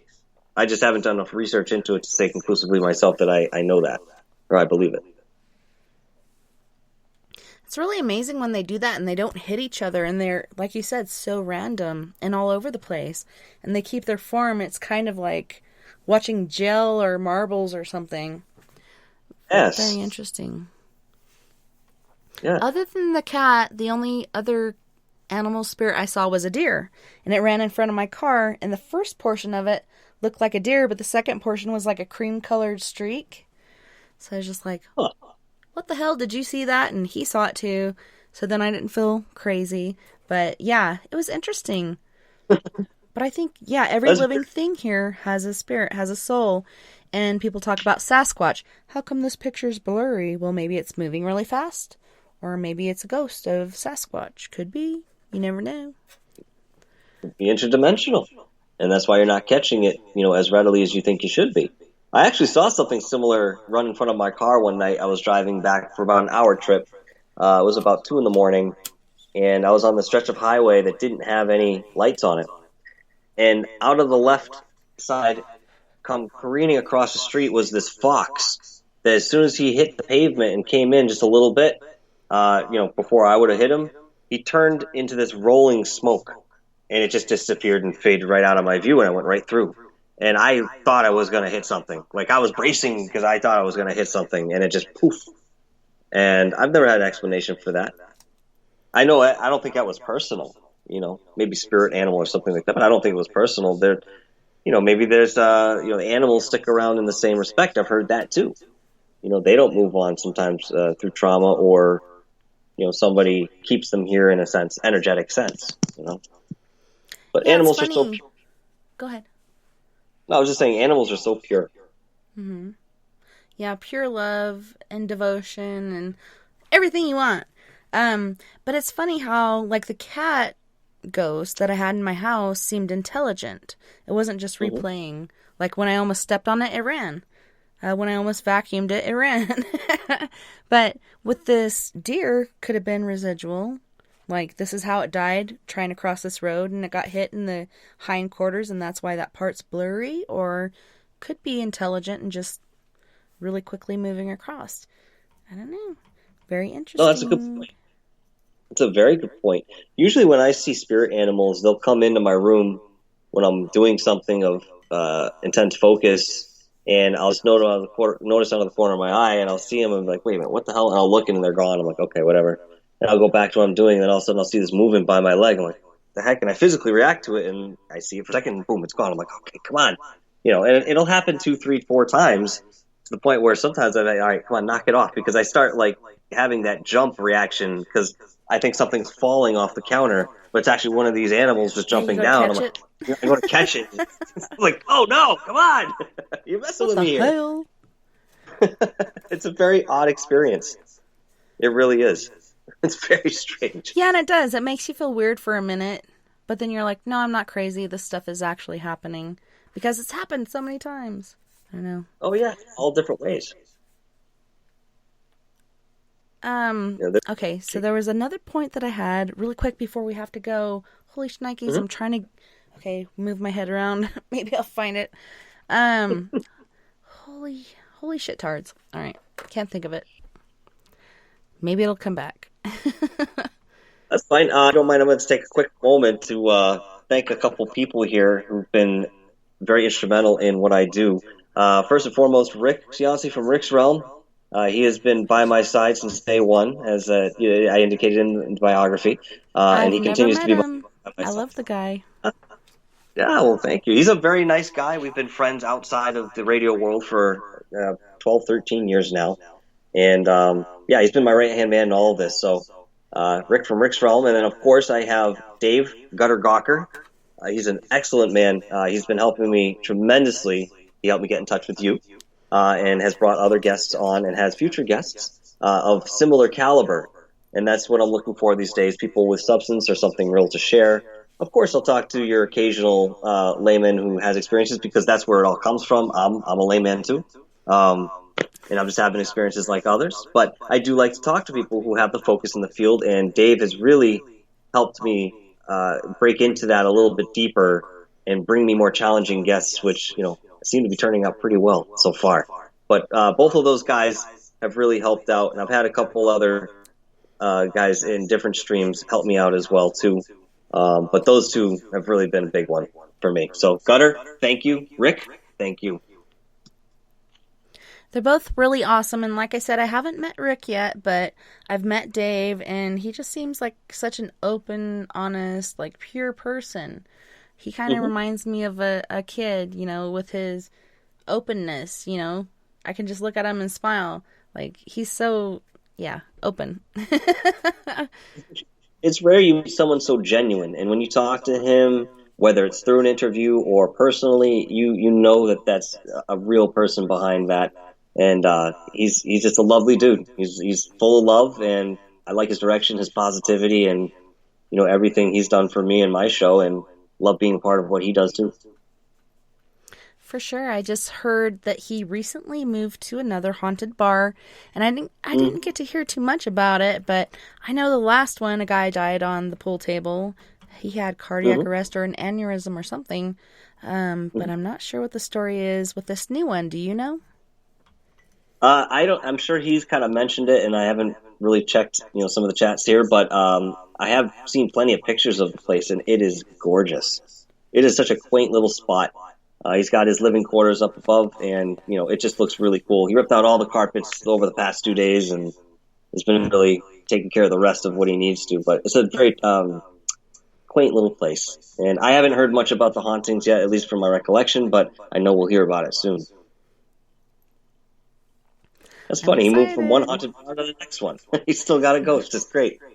Yeah, old stories combined with new experiences. Oh, yeah. Well, hopefully this is a nice one. The last one just seemed a little mischievous. Not too much of a bother, but let's just hope that this one's nice. Yeah, I think the other one was kind of codgety. Yeah, he had that codgetiness. But he was a little inappropriate around the ladies, too, from what I understand, from time to time. And, I guess he's having a free-for-all over there, thinking there's no consequence to your actions even on that side. But there is. He's like, yay, Dave's gone. I think the bartender's onto him, though. Oh, man. All right, so we have 9 minutes and counting. I want to know, okay, so what is the most mind-blowing paranormal experience that you've had, like to where you can't really question this anymore? Have you told us yet? Not on this show. I've covered at least one of the stories on a couple other broadcasts, but there were two instances that really kind of sit side by side in terms of that for me. The first is when I went to Rutland State Camp. It's a prison camp out here in Massachusetts, and I had a very ancient negative entity follow me home that was completely immune to the white light treatment. So even white light that I'd surround myself with, it just didn't care. And I learned later from somebody who actually had a knowledge of this particular being that yes, indeed, that is one of the characteristics that he holds because he's so old. It just doesn't affect him anymore. It messed my life up in a lot of different ways, but very subtly at first, and then the bigger things came, and it was everything from sleep problems to, relationship issues to family, problems. Everything just started surfacing, and I was like, what the hell's going on? Like, I couldn't figure it out, but at the same time I had an inkling because I could still feel this thing all the time, every day, every night. After that experience, I moved into a house in Worcester, and Worcester itself is very old as a city, that had something there too. As much as I could get to it, it was a very angry spirit that might have been of Spanish descent. And we're not sure how it tied into the Native Americans that were in the area, but we have a feeling that it did because it was a very old energy. This one bothered the hell out of me. It bothered the hell out of my daughter and my girlfriend at the time. And it was awful. It was to the point where I'd be sitting on the couch. I was usually the last one to go to sleep, so I'd have my phone out and I was, reading something or playing a game to wind down. And as I started to kind of fall asleep a little bit, it was just like immediately hundreds of voices in both my ears whispering or softly but audibly saying my name, my birth name. And it was really strange because it was male and female voices, but they were right there. I could have swore if I opened my eyes, I'd be in a room full of people. This is what I believe they call I Am Legion. This is one of the bad ones that, has a legion behind it. It's not just one spirit that you're dealing with. You're dealing with a whole host of cohorts that are following behind, that are pestering and haunting. And that's around the time that I experienced the sleep paralysis. I was seeing things, shadows all over the place. Again, this thing was messing my life up in different ways, but different than the first one, but still, problematic nonetheless.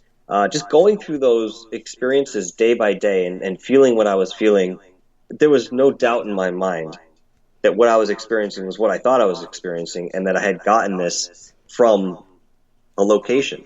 At least the first time around. The second one was already there, and it just, my life at that point had activated it for me somehow. But, it wouldn't let me get close to anybody for a very long time until I was able to kind of cleanse myself of that and come to terms with it face to face. And that's what I had to do. If I didn't do that, it might still plague me today. But right. Yeah, I had confirmations afterwards that, that was what I thought it was. Oh yeah, I had to, get that off another investigator 8 months ago. Likes to follow people home. Well, why didn't you tell me not to go to the location at all instead of just don't go over to this one point? I mean, he came and found us. Oh, he was hungry. That's great. I'm glad you're laughing about it. Get him off my back, So. Yeah, it's insane how that happens. And a lot of times you don't even have to be on an investigation. You can go to like a music fest or a party or wherever and pick something up. If you have any sort of chink in your armor, if you're going through any sort of turmoil or whatnot, like these things are like, hey, that looks like a delicious dinner. And then they'll hook onto you and feed off of you for a while and cause more turmoil and contention and discord. Oh, absolutely. They bother the light workers more. They bother the intuits more because they see us as a beacon. I remember back in the late 90s when I became involved with the Archangel Michael and his Legion of Light and started going through certain practices to remove the swords that are sometimes embedded in us as a result of, things we've done to ourselves in past lives. I had to call on that order a whole lot, especially during that second episode. And I'll be honest with you, they would come and I would feel the difference in the room and that thing would leave, but it would always come back. And it might be hours, it might be a day or two, but the darn thing always came back. So there are some things that you don't even... Just some things what? I said there are some things that you would think would work, but just don't even work. That just wouldn't, hold. Yeah, some things you have to do repeatedly. It's not a one and done sort of thing. You have to keep it in practice, sometimes for years, sometimes months, weeks, days. Depends on how enrooted it is to you or perhaps the property. But it's very, very scary stuff. It really can hurt you. And like a lot of people say, when you go out in the field, you have to know this does exist. Like, there are things that will attach to you and tear your life apart. Pretty scary. The curious thing, too, was at the same time, now there was a young couple that lived on the second floor, and the landlord lived on the first floor. I couldn't stay silent about it at a certain point. So I was outside having a smoke, and these two came out to do the same. And I said to the girl, I said, listen, I've been having these weird experiences. Have you guys experienced anything? Is it the apartment? Is it me? What the hell's going on? She goes, no, but I did have a very strange experience with an entity a couple nights ago. I said, what happened? She goes, well, I was sleeping in bed, and I woke up and I looked over, and there was this little girl dripping wet trying to talk to me. And she was in like a white dress or something, but she was dripping wet. She was trying to talk to me, and I couldn't hear her voice. I was like, really? She says, I woke him up, and he turned over, and he saw it too before she disappeared. But she had been appearing to her a couple... My son up the porch, and he's like, Mom, there's a girl behind you, and she's got strawberry blondish hair, and she's wearing a white dress or nightgown. I turn around. Oh, I don't see her anywhere, but she's appeared for so many years here on so many different occasions. What does she want? I don't know. But we are at the end of our time. I just wanted to thank you again for being on the show. Michael, how can our listeners find you and your show? Well, thank you very much, Tessa. I had an incredible time with you once again. You guys can find me on YouTube at DarkHour Paranormal and on Twitter at DarkHourP. And right now I'm going to be eventually, switching into other platforms like you're doing here. But for the time being, you can find me on YouTube or on Facebook as Quincy Roser. I put all of the show stuff on there. All the promotion material goes on to that Facebook page. But thank you very much for having me on the show. This was awesome. I had a great time. I had an awesome time too, and I just wanted to say this is a platform, and we are looking for people during the week from Tuesday to Thursday, and it's free. But thank you again, Michael, for being on, and it was awesome to spend time with you. I'm like, I wish we had another hour or so because I have so many questions, but I want to thank you again. It was amazing having you on and listening to your stories and your innermost thoughts. Well, thank you. And of course, we could always do it again at a later date. These things are always progressive as they go. So thank you again, Tessa. It's been an absolute pleasure. And thank you to all of our friends on We Are Paradox Media's Facebook, Spreaker, Twitter, Periscope, iHeartRadio, and wherever else beyond the Omniverse you're listening tonight. I had a wonderful time, both figuratively and literally. You guys can find us again next weekend with Chris Garcia on Saturday for Psychic Saturday. Then on the 12th, we have Mr. Jason Fife from Lost Souls Paranormal. You guys come back now.